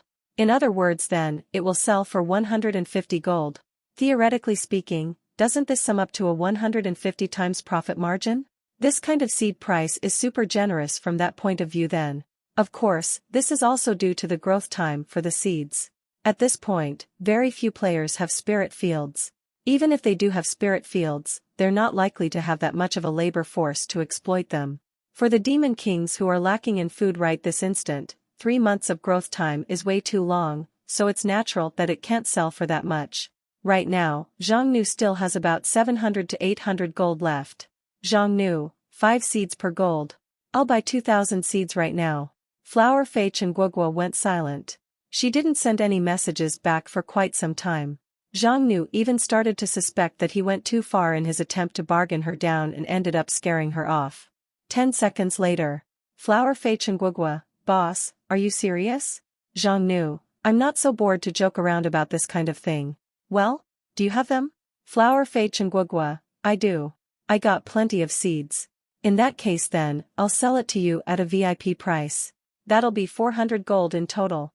Zhongnu, let's trade then. O.org. Flower Fei Chenguogua, K. Flower Fei Chenguogua, boss, if you need to buy any more, please call on me anytime. I'm most confident in my abilities when it comes to seed quality and quantity, so I'll continue to give you the VIP discount. Zhongnu didn't waste any more words. He directly paid 400 gold and bought 2,000 seeds. Giga potatoes aren't all that different from normal potatoes. The edible part of them is the root portion under the soil. However, giga potatoes are especially nutritious. They can even replace meat in one's diet, so they were more than capable of keeping the Demon King's subordinates full, thus keeping up their energy and fighting power. Zhongnu had the goblins plant them all. One can plant 200 giga potatoes on a single acre of spirit field. 2,000 seeds will thus fill up 10 acres.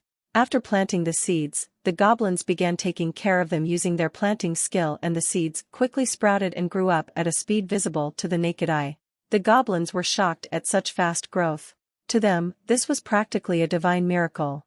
Zhongnu quickly noticed that the goblins' loyalty value started continuously increasing. At the same time, in a certain faraway valley, the place was an enchantingly beautiful scene of natural splendor. Ha! I'm rich! I earned 400 gold in just one go. A cute girl flew up from within the forest, happily doing somersaults in midair. She wasn't human. She wore green clothes.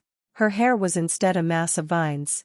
She wore a crown of flowers and she had a pair of fairy-like violet butterfly wings. She was a flower fae. More accurately speaking though, she's a flower fae demon king. Chenguogua started counting on her fingers. 400 gold lets me summon several dozen lesser flower fairies. I'll be able to cultivate a lot more seeds to sell with them. Zhongnu? What kind of demon king is he? He actually bought so many seeds without even blinking, so he must be very strong, right? I'll have to make sure to maintain a good relationship with him. He's a very important customer after all. Heroes have been subjugating Demon King all around recents, so I can't just summon lesser flower fairies. I should also summon up a few flower fae warriors to protect my territory. Several days later, the territory was thriving. He continued to expand his territory the whole time. At this point, he has 300 draconian laborers, 30 draconian soldiers, 100 skeleton soldiers, 107 goblins, and over 500 gold saved up. Warehouses, stone walls, stone houses, farms, etc. All the buildings were constantly being put up. These buildings all give various bonuses. While making the territory look more developed, they also improve the various functions within his territory. At this moment, another piece of good news arrived. The goblin farms are about to yield their first harvest. Zhongnu made some quick calculations. It's been less than 5 days since the giga potatoes were planted, but they're all already fully grown. This speed really is unbelievable. Giga potatoes normally take at least 3 months to grow. This is definitely an enormously good piece of news for Zhongnu. After the past few days of constant development and growth, Zhongnu had already realized that his gains have been slowing down as his population increases. Back when Zhongnu only had 100 draconians under him, the draconians could keep up with the food costs via hunting and foraging.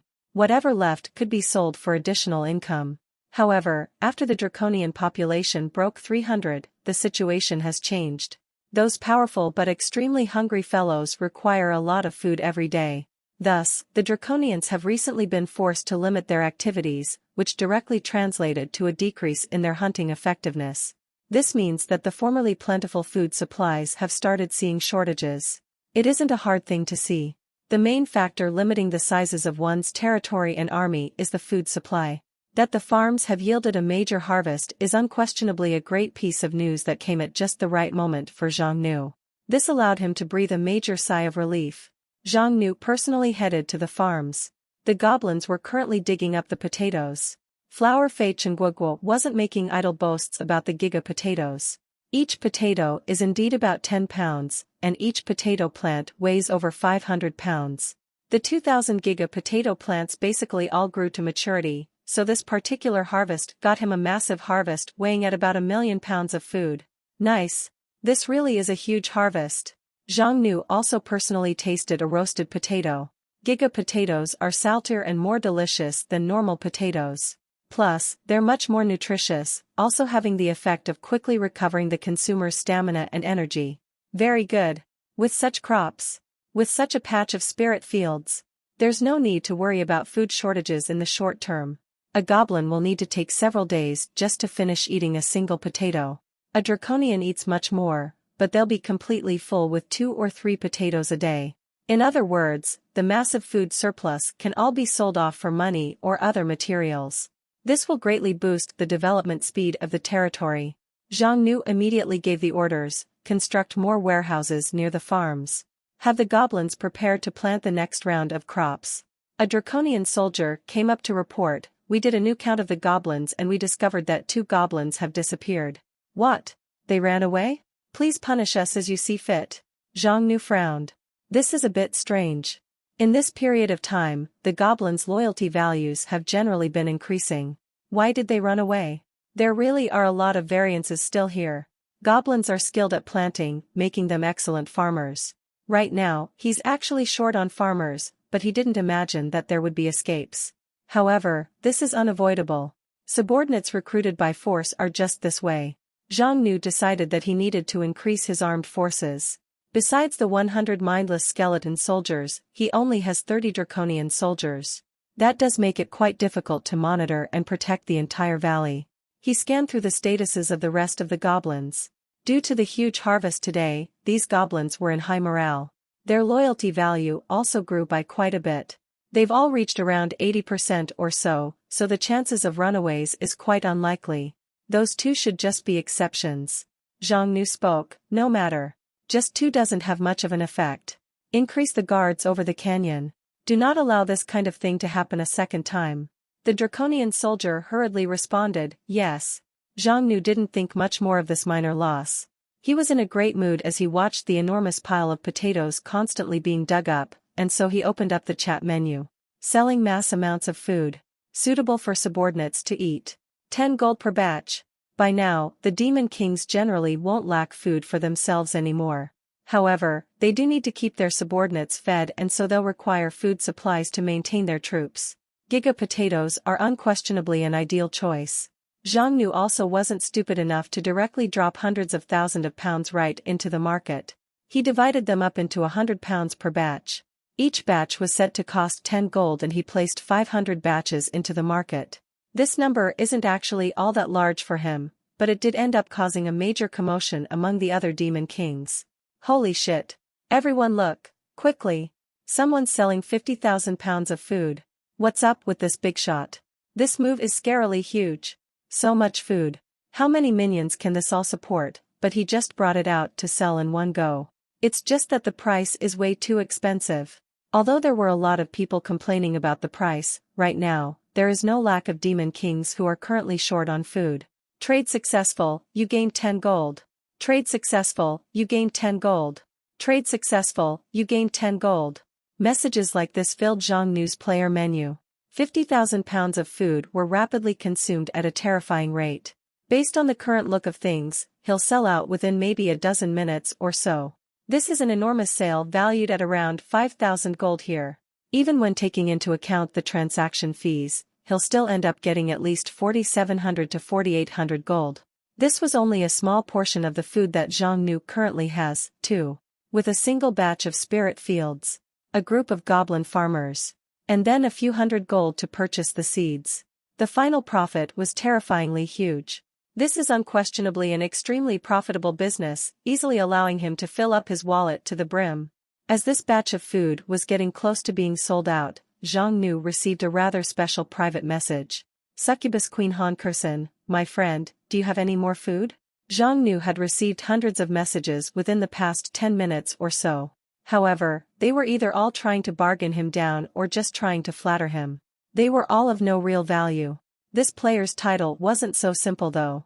Succubus are fairly high-ranking demons in and of themselves. However, a succubus queen is a rare once-in-a-century mutation. The Demon King bloodline that this player has is likely an extremely rare high-ranking type. This gives her a powerful early-game advantage. Zhang Nu simply replied with a single word, yes. Succubus Queen Han Kurson, I'll take them all. Zhang Nu couldn't help but start laughing at that.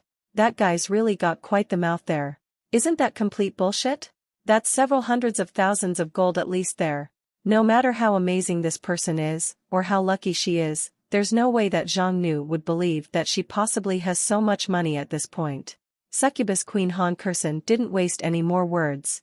She directly sent over the information on a certain item. This blueprint is worth at least 500,000 pounds of food. Blueprint, Demon King Castle. Costs Darkness Gem X1, Iron X100, Wood X300, Stone X500, Gold X1800. You can construct a Demon King Castle within your territory. Zhang Nu stopped for a moment when he saw that blueprint. This is a highly valuable blueprint. Demon King Castle should be a territory's most core building.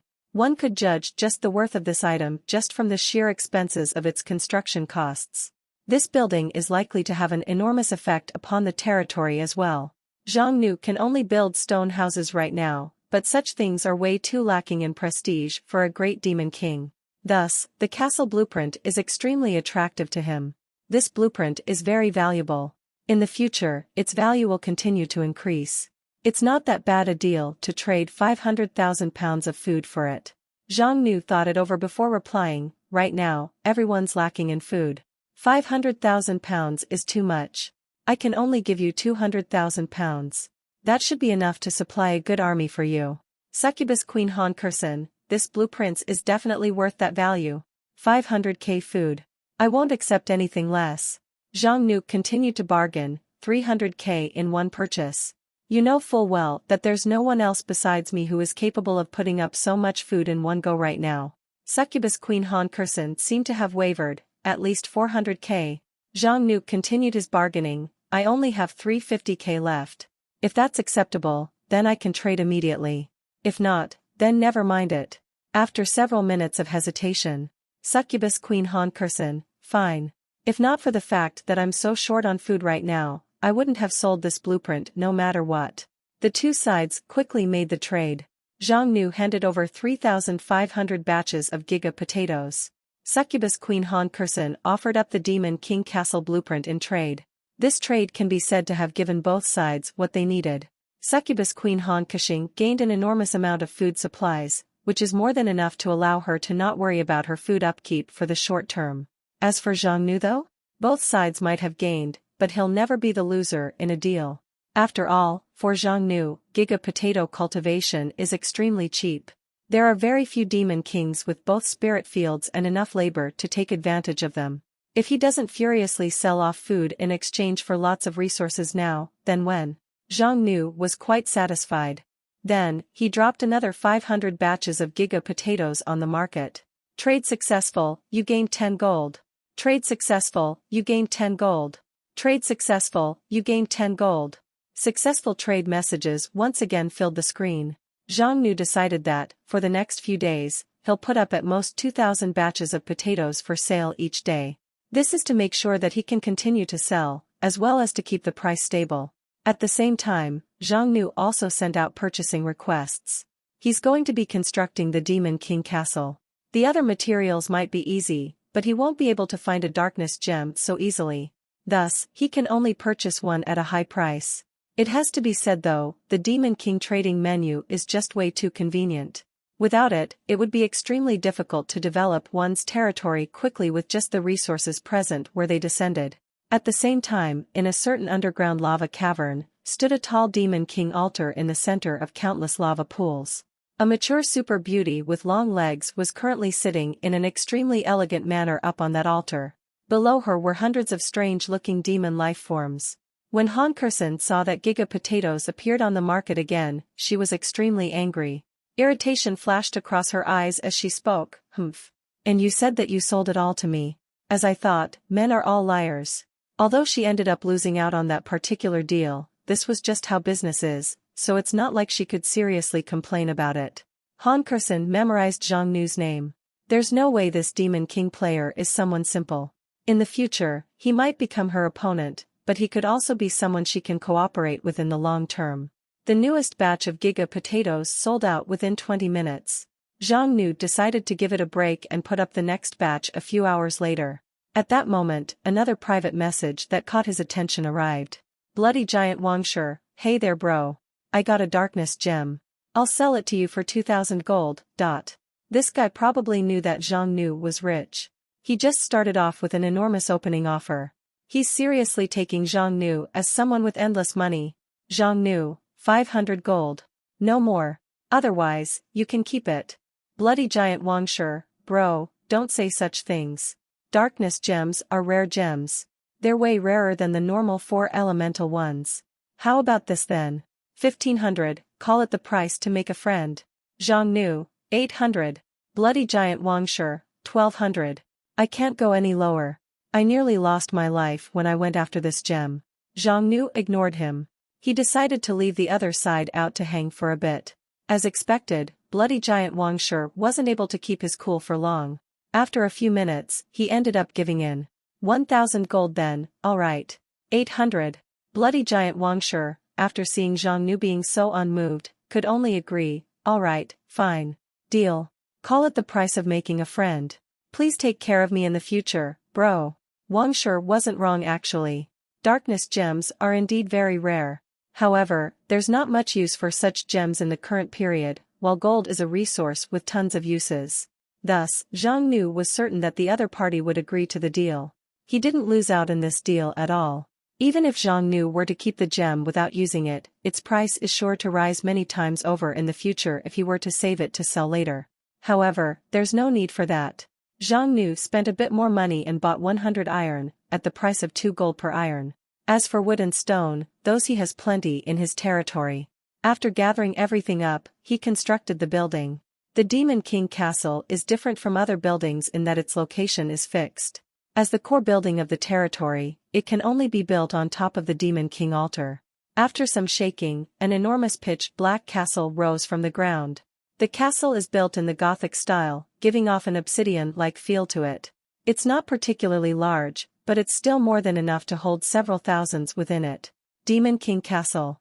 All production within territory plus 25%. Within a 1,000-meter radius, all units of the territory gains plus 30% to all stats. While the Demon King is within the castle, recovery speed plus 100%, all stats plus 50%. As expected of a core building.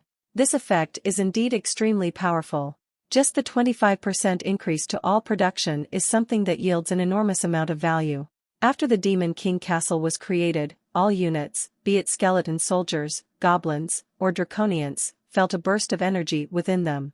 Their movement speed, stamina, and energy were all buffed. The Demon King Castle affects everything within 1,000 meters. Thus, it could cover the vast majority of the Darkness Valley. This is basically equivalent to a permanent buff to nearly the entire territory. Not only does it increase the productivity of the entire territory, it also strengthens the territory and the army. The boosts it gives are very noticeable indeed. The Demon King himself is also much stronger while he's inside the castle. Thus, it's easy to imagine just how difficult a time heroes will have trying to challenge a Demon King within the castle. Plus, the Demon King Castle is a powerful fortification in and of itself. The entire castle is designed with 3 layers. There exists only a single path in and out for each layer too, so it's very easy to set up guards and defenses for. Finally, the altar is set in the innermost location. In this situation, it's definitely not easy for any hero to sneak in to try to destroy the altar. It can be said that, with this castle, life will be more comfortable and the territory has become safer. Zhang Nu can be more relaxed when going out as well. Although the costs for building the castle wasn't cheap, it's very much a small cost in comparison to the full improvements it brings to the territory, making it very much worth it. Besides that, food is only a rare commodity for the time being. In the future, something like trading this much food for the castle blueprint is basically a complete fantasy. Zhang Nu checked the trade menu again. The second round of Giga potatoes have all been sold out by now as well. Zhang Nu didn't hurry to resupply the market. Commodities sell for more if they're rare after all. If he just continuously added more to the market, it might instead end up causing the other demon kings to hold back from buying so eagerly, thus increasing the transactional fees. Besides, Zhang Nu didn't really have that many potatoes left either. His territory's upkeep costs aren't exactly small as well. Plus, Zhang Nu had no way to directly replant the Giga potatoes for new harvests either. Thus, he has no choice but to find a way to buy more seeds on his own. He contacted the relevant person. Zhang Nu, are you there? Flower Fei Chengguogua, yes. Here boss. Zhang Nu, I want 10,000 Giga potato seeds. Flower Fei Chengguogua. Zhang Nu, do you not have them? Flower Fei Chengguogua, I do. However, that's a bit too much, so I'll need some time to prepare them. Zhang Nu, how long? Flower Fei Chengguogua, I'll hand over 3,000 seeds right now. I'll send you the rest within 3 days. Zhang Nu, fine. Flower Fei Chengguogua, do you have any other seeds that you're interested in? I have some pretty good herb seeds here. Zhang Nu thought it over a bit. Although this Flower Fei seems to have the ability to quickly grow more seeds, her ability also obviously has its limits. He also happens to have part of the spirit field still lying fallow, so he might as well also plant some other stuff as well. Zhang Nu took a look at the catalog and selected 2 types of herb seeds from it. The first is the life herb, with a normal growth time of 1.5 years. This kind of herb can quickly heal wounds, and its HP recovery effect is very strong. The second is the moonlight ginseng, with a normal growth time of 2 years. This kind of herb can quickly recover MP and stamina, so it's an absolute necessity for combat and production. After a bit of haggling, Zhang Nu bought 1,000 life herb seeds at 2 seeds per gold. Then he bought 500 moonlight ginseng at 1 per gold. The more food and medicine, the better. Zhang Nu basically monopolized Flower Fei Chengguogua's entire production. She could earn several thousand gold from Zhang Nu just via the sale of seeds. This unquestionably made her one of the richest demon kings during the current period. Flower Fei Chengguogua was surprised and overjoyed. She had decided to firmly latch on to this superpower. Then, in order to satisfy this big shot's requests, she immediately summoned up more lesser flower fairies to cultivate more seeds and put forth all her efforts toward becoming the other party's merchant of choice. Now that the seeds are taken care of, a new problem has arisen. There's not enough farm labor. Zhang Nu only has 100 or so goblins. Given the spirit field's high yield speed, they're only capable of planting around 10 to 20 fields. They just don't have enough numbers to support more. At that moment, a draconian soldier ran over to report. My lord. The 2 runaway goblins have returned. Zhang Nu couldn't understand what's going on. They escaped, but now they're back? What's going on here? Those 2 goblins snuck away on their own a few days ago. Zhang Nu didn't really think much of it then. 2 goblins didn't really matter all that much on the larger scale of things. However, he never imagined that they'd come back on their own. And not only did they come back on their own, they also brought a huge group of their goblin brethren with them. By the time Zhang Nu showed up before them, those goblins all fell to the ground, prostrating themselves while crying and begging to be taken in. Notice, 212 goblins have come to join you. Will you accept? Zhang Nu was rather stunned. He couldn't possibly have imagined that something like this would happen. It seems that those 2 missing goblins didn't actually run away. Instead, they snuck off to the forest to recruit the goblins drifting nearby to come join the Demon King. Really, what a thing. No wonder Zhang Nu couldn't imagine this. After all, he did kill about of all the goblins in their village. Then he forcefully relocated those goblins here as basically plantation slaves. Think about it for a moment. What kind of person do those actions make him? That's obviously the actions of a tyrant, a demon king. But not only did those goblins not hold a grudge, they even ended up trying to recruit more of their brethren for him. Truth be told though, Zhang Nu was simply limited by his own common sense. Different races have different values. Goblins are one of the weakest races there is. It's normal for them to be on the bottom of the food chain. Being slaughtered or enslaved by other races is the norm for them. They only survive thanks to their high breeding rates and adaptability. Following a terrifying powerhouse is equivalent to gaining said powerhouse's protection. That's something that most goblins could only dream of. It means that they won't need to be bullied around by other tribes. Besides that, Xiongnu's farms are utterly miraculous. For goblins, life in the Darkness Valley is not only safe, they also don't need to worry about hunger. That's basically paradise for them. Please accept us, Master. We'll swear loyalty. We'll offer up our very souls to Master. Over 200 goblins prostrated on the ground while begging furiously. Each and every one cried and wailed like they'd commit suicide on the spot if they were refused.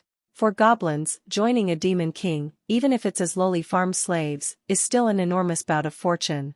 Xiongnu shifted his gaze upon the two goblins at the head and asked, "Where'd you find these guys of unknown origins from?" "Master, they're goblins from a nearby village.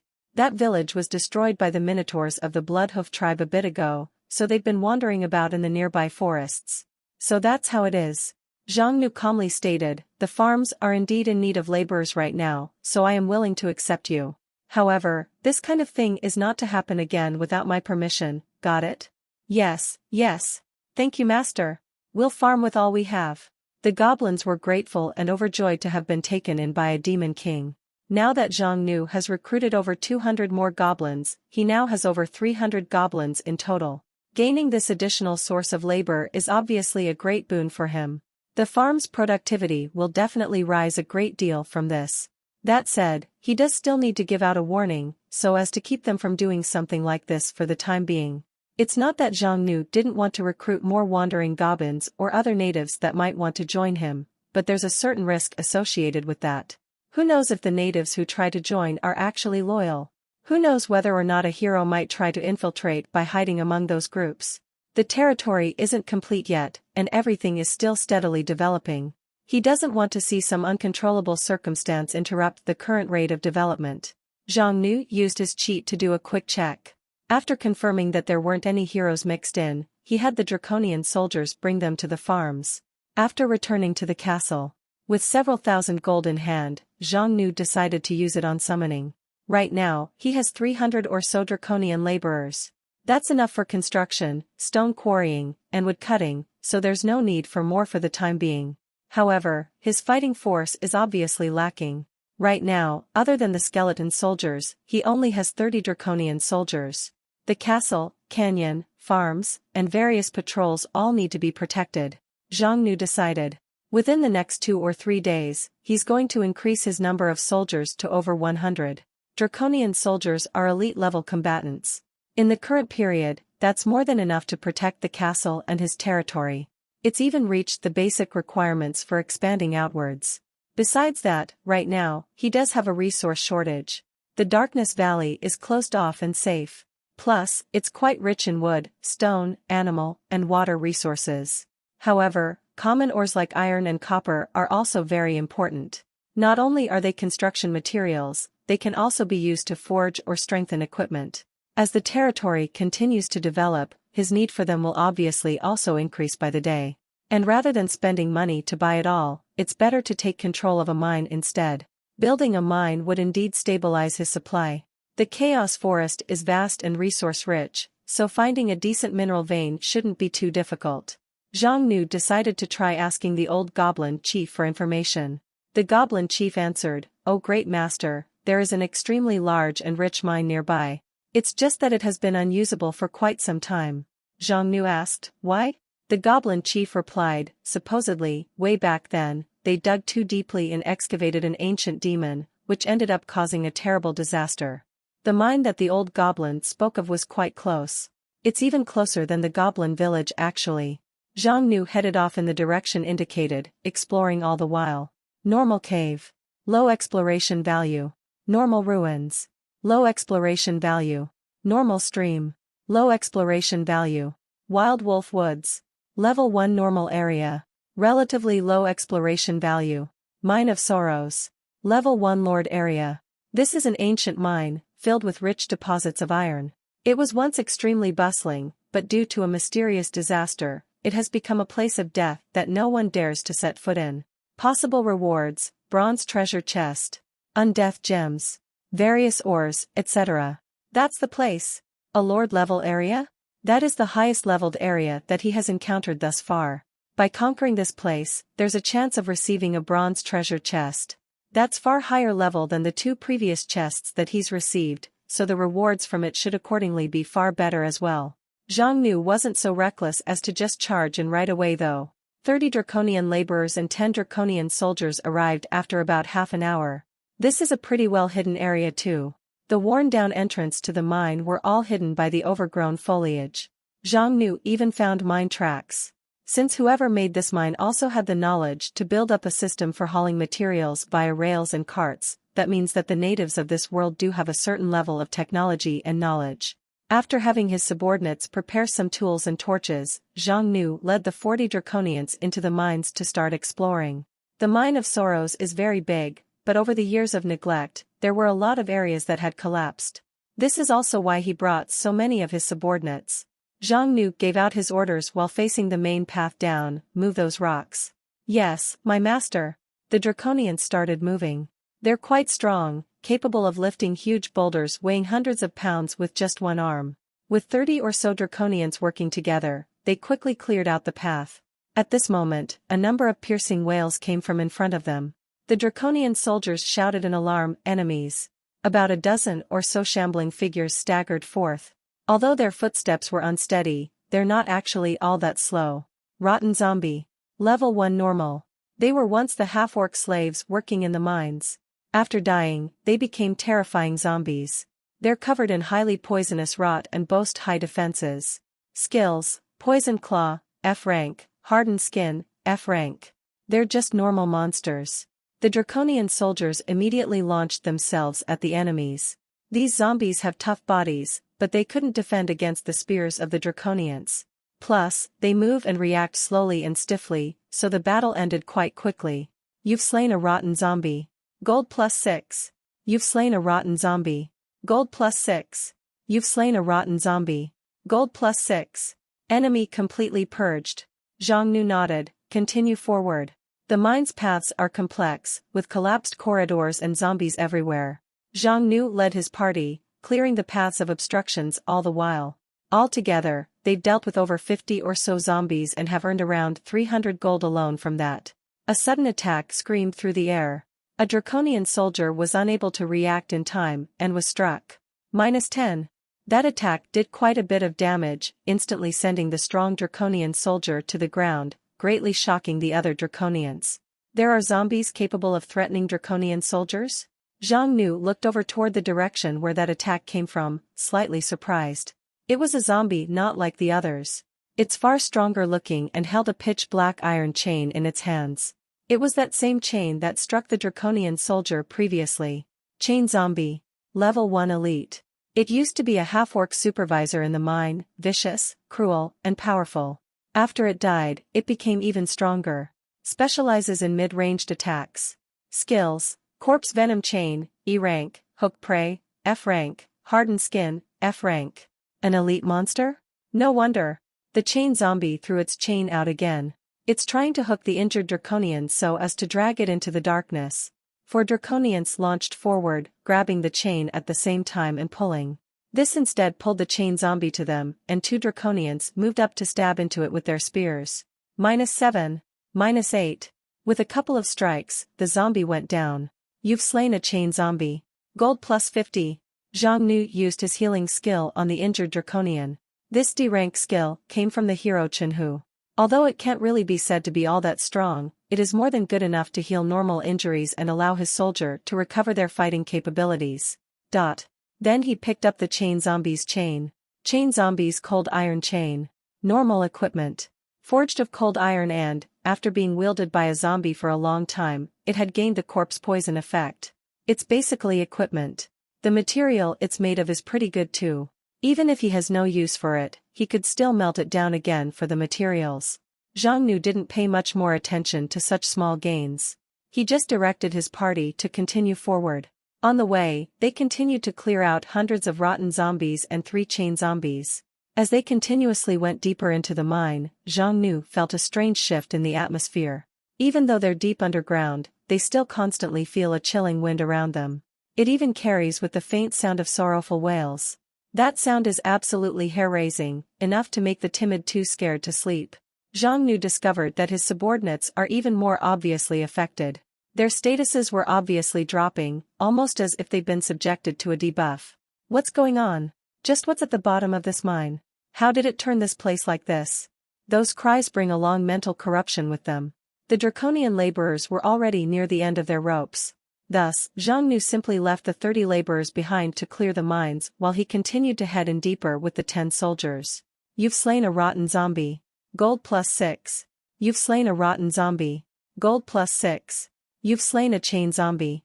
Gold +50. You've slain an armored zombie. Gold +50. As they continued to progress deeper, the piercing screams became more and more clear.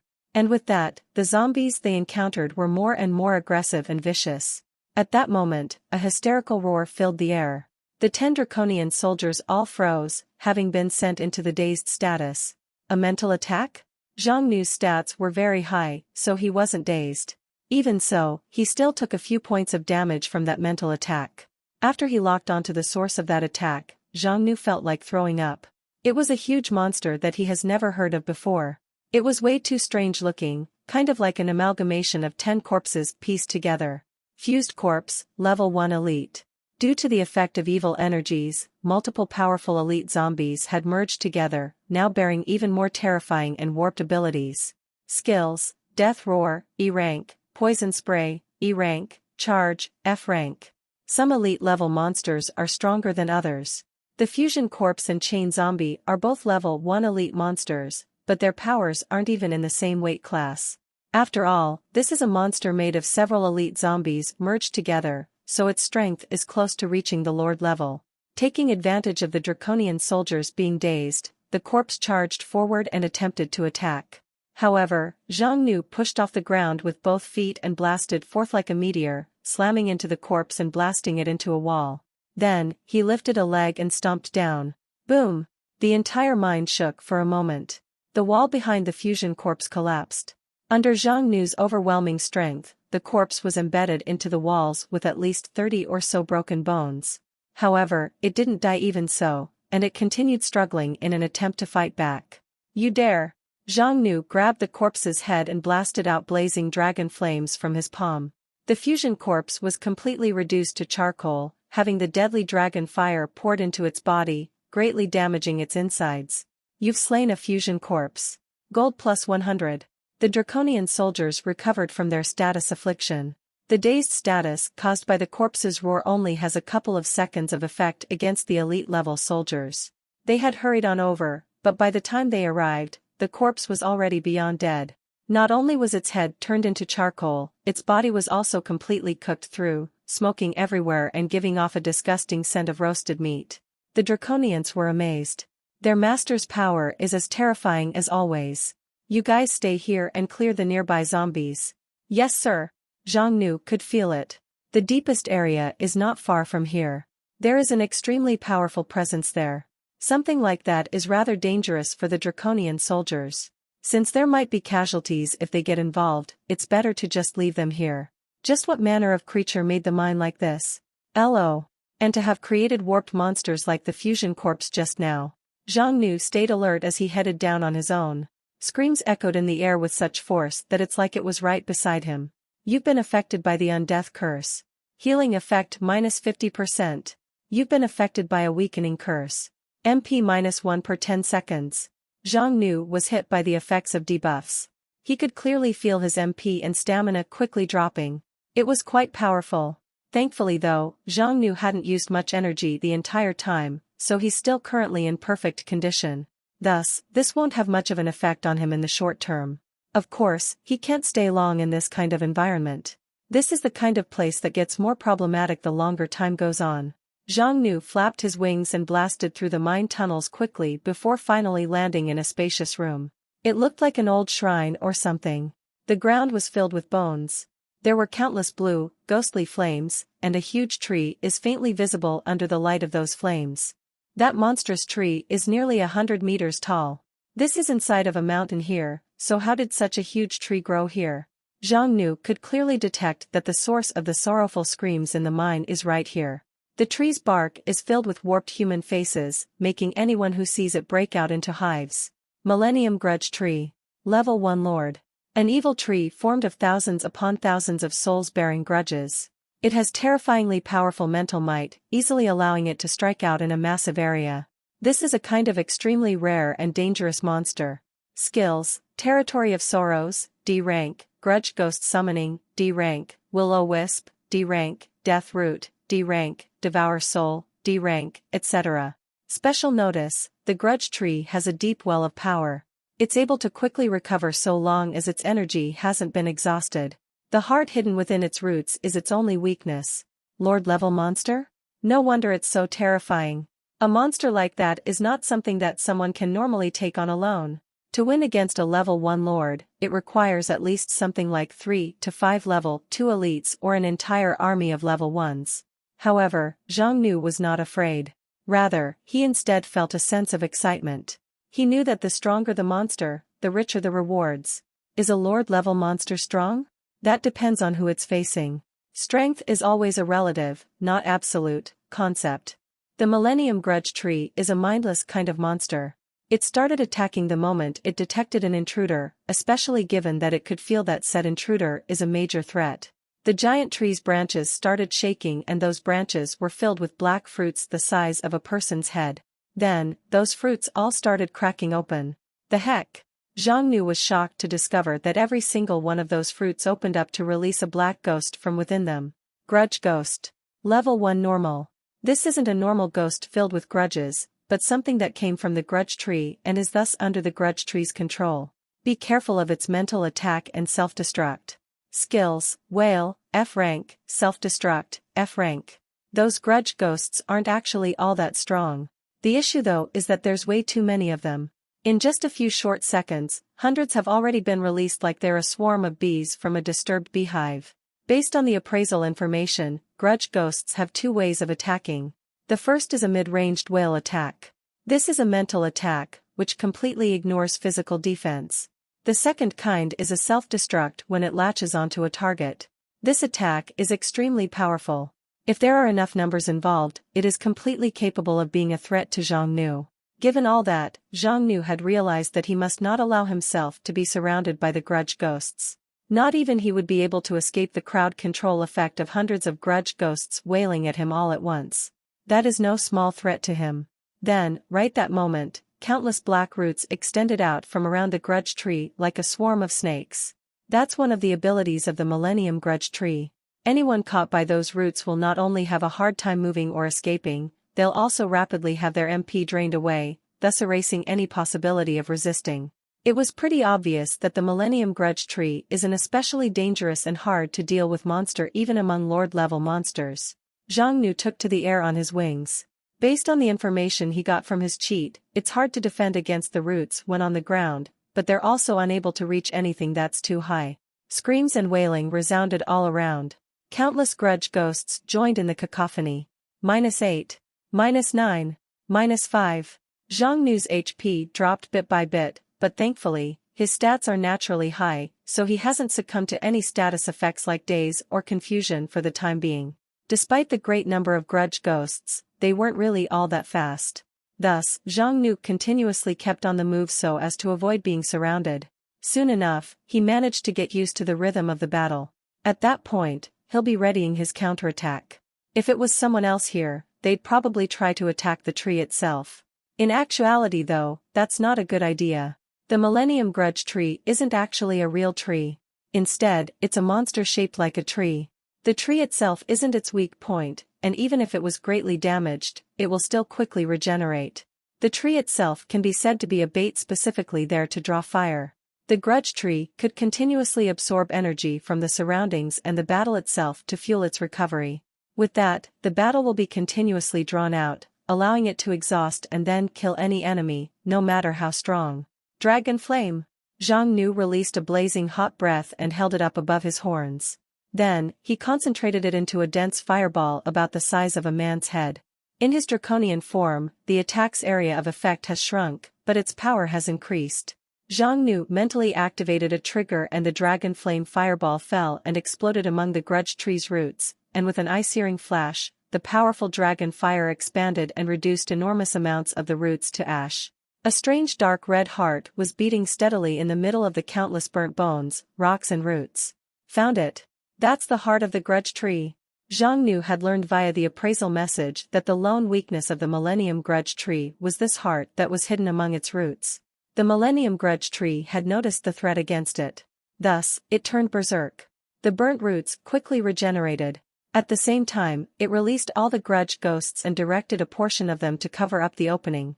Meaningless resistance. Zhang Nu continuously released 2 more dragon flame attacks. The first blast instantly vaporized the shield of grudge ghosts, allowing the second blast to strike through the opening. Although the roots were regenerating rapidly, they were of no use at all. The dragon flame fireball blasted right through the regenerated roots and struck the beating heart, exploding in flames among the roots. The faces on the tree's trunk all twisted and warped. They all let out ear-piercing shrieks, blasting out flames from the eyes and mouths. The entire tree exploded inch by inch, and was instantly shattered to pieces. The grudge ghosts that filled the air also vanished with a scream. You've slain a Millennium Grudge Tree. Gold plus 2,500. You've conquered the Mine of Sorrows. You gained a bronze treasure chest. In that instant, all was quiet. That insanity-inducing screaming had vanished. Zhang Nu let out a long breath. He had never realized before just how nice it was to have some peace and quiet. This particular battle was very short. It wasn't because the grudge tree was weak by any means though. Without the notice from his cheat, Zhang Nu really wouldn't have had an easy time winning against that thing. It's all thanks to having known where the weakness was, much like how it's much easier beating a game when you had a walkthrough.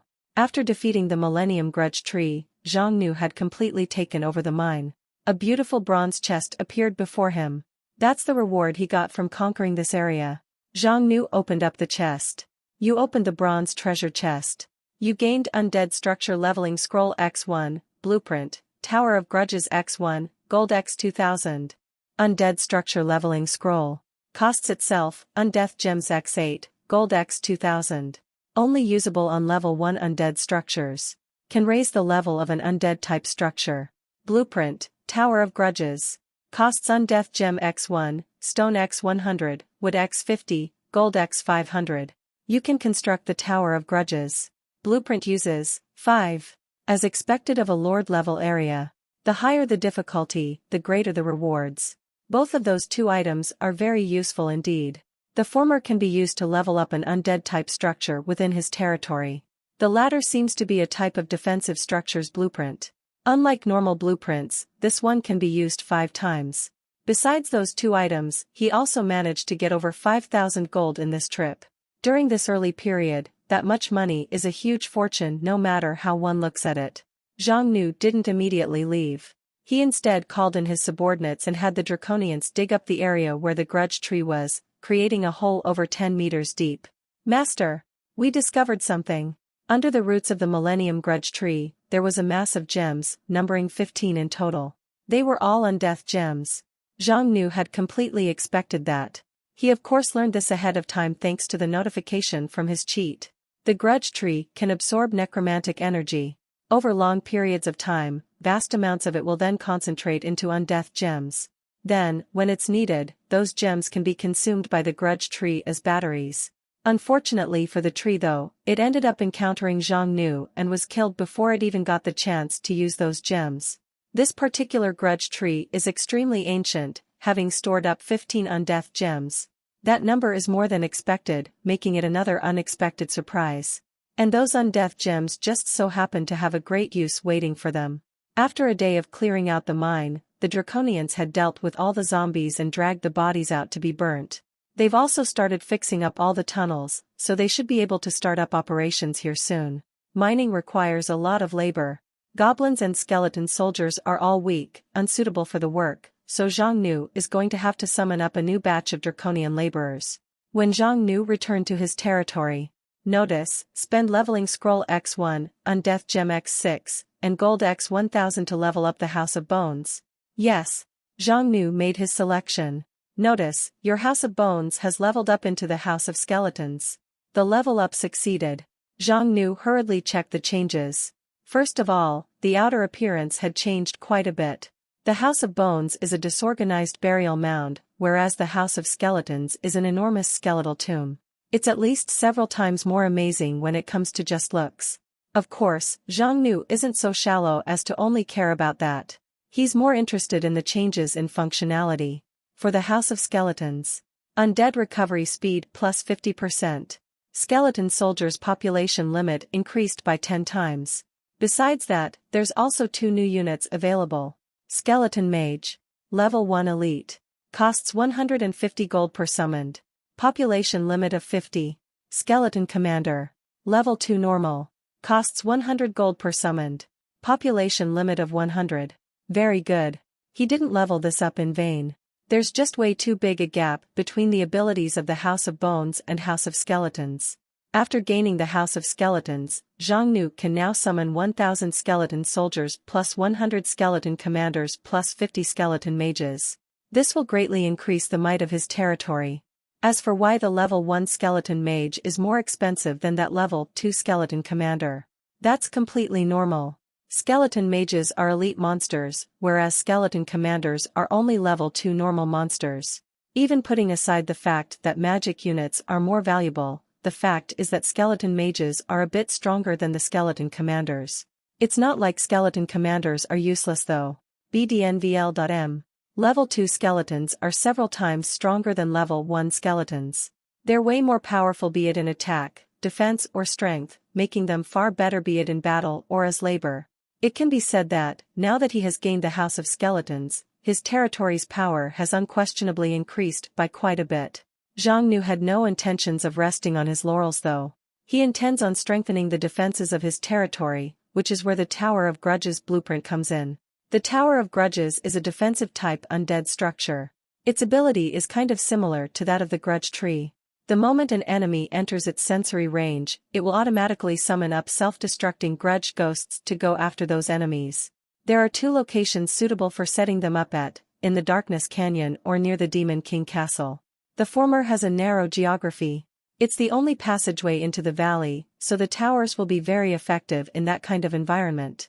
The latter is his main base, where his core construct, the Demon King altar is, so it does also need extra defenses. After some thought, Zhang Nu decided to place them in the canyon. If enemies manage to get all the way into his main base, then the various constructs in his territory will likely be heavily damaged. In that case, it's better to just keep his enemies from getting through in the first place. After about half a day, 5 towers made of bone rose from the ground in the Darkness Canyon. They're filled with terrifying skulls from top to bottom, making them terribly scary just looking at them. Any hero who sees them as they enter the canyon will likely tense up in apprehension. Zhang Nu gazed upon his handiwork with great satisfaction. At this moment though, a draconian hurriedly ran to him with a report. "Master! There are minotaurs outside. They're trying to enter the territory." Zhang Nu's first thought is that those are heroes attacking again. What luck! Won't they make great lab rats for testing his new setup? A few hours ago, a group of people had arrived at the Goblin Village. Those huge guys were all 3 meters tall, bulging with muscles, with bull horns growing out of their heads. They're equipped with steel armor and their main armaments tend toward battle axes, warhammers, and spike clubs. They're minotaurs. A race famed for their strength and endurance. There were even countries established by minotaurs in certain areas far off to the north. They're definitely not one of the weak races on this continent. These minotaurs came from the nearby Bloodhoof tribe. This tribe is considered one of the tyrants in the nearby area. Practically all the weaker tribes around have been savaged by them. This time, they basically came to this goblin village specifically to sack it and plunder the goblins living here. Contrary to their expectations, however, the village had already been abandoned. "We seem to have gotten here late. A major battle had occurred here. The goblins were either killed or have left." Zhang Kai summarized the situation. He's a Minotaur hero player.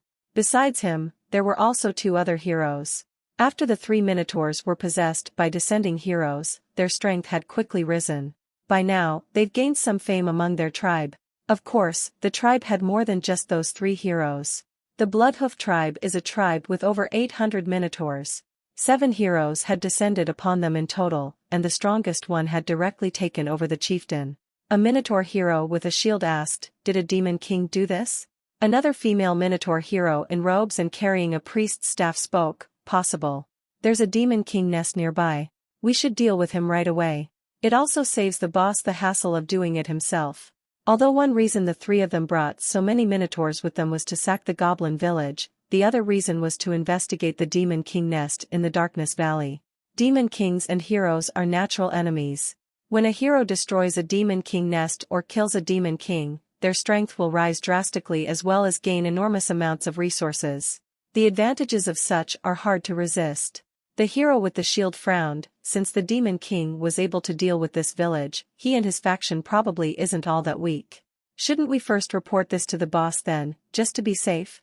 Ha ha ha. What are you so scared of? Isn't it just a goblin village? How hard could it be to deal with those weaklings? There's no way that the Demon King's all that strong. Zhang Kai's order was just to investigate. However, he doesn't want to miss such a great opportunity. They're all heroes here. So why do their positions have to be so different? He had long since disliked that guy. If he could take this chance to kill this Demon King, then it's still up in the air just who will get to call the shots then. Think about it. Are there more heroes or Demon Kings? We need to grasp what chances we can. The female Minotaur hero nodded. Zhang Kai's right. Grinding on mobs will only net us 2 training points at most every month. It'll take ages for us to get strong at that point. If we want to overturn the situation, the only chance we'll have is by killing Demon Kings. The hero with the shield had a cautious personality, so he originally wouldn't agree to any reckless adventuring. However, he did find his comrades' words to be quite convincing. The 3 of them are all elite levels in power. The 50 Minotaur warriors with them are also well trained. Of them, 10 of them are also elite level. The other 40 aren't quite at the elite level, but with their inherent Minotaur constitutions, they shouldn't be all that much worse than an elite monster. This is a very powerful group they have here. Just how strong could this Demon King be? He's the one being too conservative here. Soon, the 3 heroes have come to an agreement. Later, the squad of Minotaurs reached the Darkness Canyon. Be careful everyone. This is the only path into the valley. Given that the Demon King's valley is sealed off except for this one lone path, the Demon King and his minions may likely set a trap here. Zhang Kai spoke dismissively, so what if he set up traps though? We're not weaklings that can be defeated by mere traps. I for one look forward to seeing just what this Demon King will try to pull. As they headed deeper in, the environment turned spooky. 5 towers suddenly appeared up ahead. Every single one of them was made of bones, and all of them are situated up on high ground nearby. They didn't look like something constructed by anyone's hand. What's that? The Minotaurs were somewhat unsettled. For such things to suddenly appear in a chilling and spooky canyon. That really is horrifying and scary. Humph, mere tricks. The Demon King can't possibly be so stupid that he thinks such things can scare away heroes, right? He's far too naive. Zhang Kai continued, hurry up and get through already. The Demon King shouldn't have noticed us yet, so let's hit him before he can react. The bow had been drawn. The arrow loosened. How could they possibly turn back at this point? The spooky towers didn't convince the Demon King's subjugation squad to retreat. Instead, it only served to spur them on to move quicker in an attempt to get through as fast as possible. The heroes have thus shown just how determined they are to kill the Demon King. At this point, the towers of grudges started reacting. The countless skulls on them opened their jaws and blew out spooky black fog. Instantly, the sky darkened, screams and moans filled the air, and grudge ghosts took form one after another. They were horrifying in appearance. They bared their 10 sharp claws, their bloody eyes locked onto the invaders, and with a piercing screech, they charged down in an instant. Holy shit! What the heck? What are those things? Are they the Demon King's minions? Is this Demon King an undead of some kind? A Minotaur warrior activated his rage skill. His battle-axe furiously ripped a grudge ghost coming at him in 2. However, the grudge ghost just turned into black fog before taking form right next to him. Its 10 sharp ghost claws stabbed forth, ripping open his breastplate and instantly tearing a wound into him. And before any counterattack could happen, that grudge ghost suddenly stuck right to the Minotaur and self-destructed. The Minotaur warrior fell with a pained scream. It was obvious that he won't be able to live past this. Those grudge ghosts have 2 ways of attacking. The first is its ghost claws. This is a single target attack skill. The second is its self-destruct. The grudge ghost can instantly blow itself up and cause massive AoE damage. This reckless squad of heroes were instantly surrounded by hundreds of grudge ghosts. Zhang Nu was watching the whole thing unfold from the top of the mountains.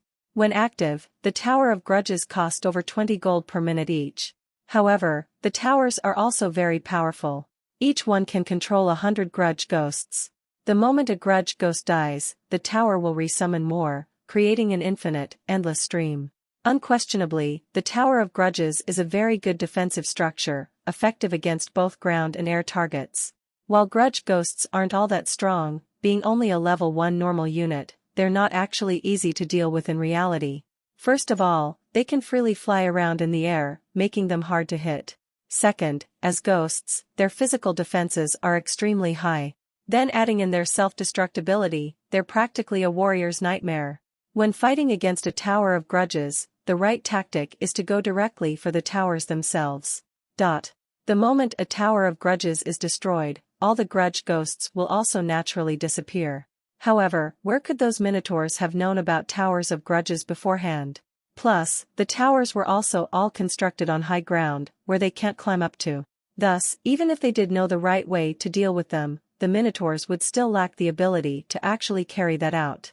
With 5 Towers of Grudges, that makes 500 grudge ghosts. That's 10 times the number of their opponents. Adding in the fact that they simply will not decrease in numbers, how are the minotaurs supposed to deal with them? As for retreat? It's too late. Both the paths ahead and behind have already been sealed off. The minotaurs tried several times to break the encirclement and failed, falling one after another. All of them fell into despair, with no other option beyond struggling worthlessly to draw out their deaths longer. Demon King! You coward! Hiding away like this? Come duel me one-on-one if you have the guts. Zhang Kai let out angered roars. To fall before even seeing the Demon King? That's way too worthless. Who the heck could accept such a thing? If he has to die, then he at least has to do so fighting the Demon King. Zhang Nu just completely ignored him though. He rather likes the scene of bugs struggling in despair and collapsing in rage. As for the hero's taunts, rather than getting angered, Zhang Nu instead just found it funny. One-on-one duel, huh? Like that useless shit is even worthy? You've slain a minotaur. Gold +9. You've slain a minotaur. Gold +9. You've slain a minotaur. Gold +9. You've slain a minotaur hero. Hero's soul +1. You've slain a minotaur hero. Hero's soul +1. You've slain a minotaur hero. Hero's soul +1. The 3 heroes have all been killed. The minotaurs were nearly all dead by now as well. Zhang Nu was quite satisfied with the results of this test. 50-some minotaur warriors were all completely crushed. Thus, the Towers of Grudges are very much enough to keep the vast majority of pests out of his territory. That said, although the Towers of Grudges were indeed very effective at defense, they're also extremely fragile. Thus, Zhang Nu decided to set up 10 skeleton soldiers, 2 skeleton commanders, and 1 skeleton mage near each of the towers. It's to both strengthen the overall defenses and to protect the Towers of Grudges. The minotaurs died off one by one and were on the verge of complete eradication. However, Zhang Nu didn't kill them all. He started taking active control of the towers to purposefully leave an opening, so as to allow a couple of minotaurs to escape. Based on his appraisal information, those minotaurs came from the nearby Bloodhoof tribe. If he remembers correctly, then those goblins who came to join him a few days ago had their village destroyed by the Bloodhoof tribe and thus were forced to wander the forest, homeless. The Bloodhoof tribe is nearby. They're basically a powerful and tyrannical faction. Just their adult minotaurs number around 900 or so. Minotaurs are also skilled in blacksmithing along with their mighty strength and endurance. They would make very good laborers indeed. The Mine of Sorrows is also on the verge of opening up as well, so wouldn't it be perfect to nab some minotaurs to toss in there as miners? After all, comparatively, while draconians are better at construction and forging, minotaurs are stronger when it comes to raw strength and endurance. Thus, Zhang Nu purposefully let those couple of minotaurs go. He did so in the hope that those minotaurs would go back home and report. The Bloodhoof tribe is well defended and built with quite a number of defensive structures. The minotaurs themselves are also well equipped, so losses would be inevitable if he tried to just attack head-on. Plus, if he were to attempt to openly conquer the Bloodhoof tribe, it would end up causing far too much of a commotion and will end up exposing far too much of his true might and armies. Zhang Nu's territory has grown day by day, and it can likely protect itself by now. However, he would still rather not expose too much. Thus, it would be best if he could lure the Minotaurs to come attack him instead. Afterwards, Zhang Nu had his minions take care of cleaning up the battleground while he headed back to the castle. He then sacrificed the hero's souls. You've sacrificed a hero's soul. Talent point +3. You've sacrificed a hero's soul. Talent point +3. You've sacrificed a hero's soul. Talent point +3. The previous time, he had received 11 talent points. After activating the Dragon Flame talent, he had 1 point left. With his newest addition, he now has 10 talent points in total. He can activate a new talent then. The talents that Zhang Nu has left are Dragon Fear, inactive, Lightning Control, inactive, and Beginner Anti-Magic, inactive. Abyssal Dragon talents are all very powerful. Dragon Fear has an intimidation and crowd control effect. Lightning Control is a long-distance attack and Beginner Anti-Magic is a defensive talent. All of them need to be activated, it's just a matter of sooner or later. Zhang Nu decided on activation Lightning Control. Lightning Control, Talent Skill. Summon a bolt of abyssal lightning able to strike any target within a radius of 1000 meters. The power of the lightning scales directly with the MP usage. Each attack costs a minimum of 10 MP. After unlocking this newest talent, Zhang Nu clenched his fists and watched as bolts of lightning flashed all around him. Those bolts of lightning were not only bright, but also scarlet in color. Scarlet lightning. This is the lightning of the abyss. It also carries a curse effect, allowing it to ignore a portion of resistances and cause more damage along with a paralysis effect. Zhang Nu spent some MP and a scarlet bolt of lightning blasted down several hundred meters away, instantly blasting a huge boulder to smithereens. Not bad. Dragon Flame is good for short to medium range and causes continuous, large area of effect damage. Lightning attacks can hit at mid to long range, and is more suitable for single strike burst damage in a low to medium area of effect. The two basic attack abilities of the Abyssal Dragon each make up for the other's shortcomings. With both, it's enough to deal with the vast majority of enemies. The next day, the Giga potatoes are about ready for harvest again. Due to the fact that the number of fields in use has increased, the potato harvest this time is more than double what they were previously. After building the Demon King Castle, leveling up the House of Bones, and setting up the 5 Towers of Grudges, Zhang Nu's gold not only didn't decrease, but is increasing rapidly instead. There are two main sources of income. One is his loot from battle and the other is his food sales. If one were to put aside the other rewards and simply count the raw gold income, then the food sales are the biggest source of income. Currently, the total income up until now is nearly 40,000 gold. Plus, the spirit fields still aren't being fully utilized yet. In the future, his agricultural activity will still expand even further. Also, other demon kings are also quickly developing, so the trading market is still growing, with great potential still ahead of it. Thus, it's more than good enough to act as a central pillar for his income. Right now, his gold income is quite healthy, his economic situation is great and he has at least 30,000 gold to freely spend as he likes. Now that he basically has a money tree in the form of his farms, there's no need to calculate everything out carefully. Thus, he immediately made a major expansion of his undead army. 50 skeleton mages at a cost of 150 gold per, for 7,500 gold total. 100 skeleton commanders at 100 gold per, for 10,000 gold total. 900 skeleton soldiers at only 3 gold per, for 2,700 gold total. Zhang Nu already has 100 skeleton soldiers to begin with. This way, his undead army is completely maxed out. It's a shockingly huge army for the current period. With this army, the Towers of Grudges, and the Demon King Castle, the Darkness Valley's defenses against any invasion attempt has become more and more formidable. After the undead army was maxed out, Zhang Nu spent another 10k gold to summon 100 draconian soldiers. Adding in the 100 soldiers already present, he currently has an army of 200 draconian soldiers. Although there are quite a lot of advantages to the undead army, their disadvantages are also extremely obvious. Their biggest advantage is their cheapness. Skeleton soldiers only cost 3 gold each, making them even cheaper than draconian laborers. Plus, their upkeep cost is also very low, given that they don't need to eat or drink. Their disadvantage is that low-level undeads are mindless. They have basically no production capabilities and are unable to follow even slightly complex orders. They also lack the capacity for independent thought, and so they're unable to adapt to changing circumstances. Plus, while undeads have low upkeep, it doesn't mean that they lack any upkeep costs. They need to go back to the House of Skeletons every set time period to recharge. Now that the undead army has been maxed out, the House of Skeletons now has a daily upkeep cost of several hundred gold. As mentioned already, while the undead army is quite useful and is very suitable to act as a main combat force to soak up damages, Xiongnu can't just completely rely on the undead army on its own.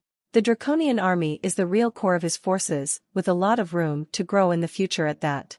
After the round of summoning was done, the population of the territory had increased by a lot. Now, there are a total of 2,390 units. 1150 undead, 920 draconians, and 319 goblins. T/N, plus himself for one more. There are 4 core constructs: the Demon King Castle, the House of Skeletons, the Towers of Grudges, and the Goblin Farms. His Demon King enterprise is starting to take shape. Such an enormous amount of growth in just half a month shows just how much potential Demon King has. At the same time, there's a small Foxkin village near the Darkness Valley. Foxkin are a common intelligent race. They're highly intelligent but low in strength. Their general place in the food chain is near the bottom, not much better than goblins.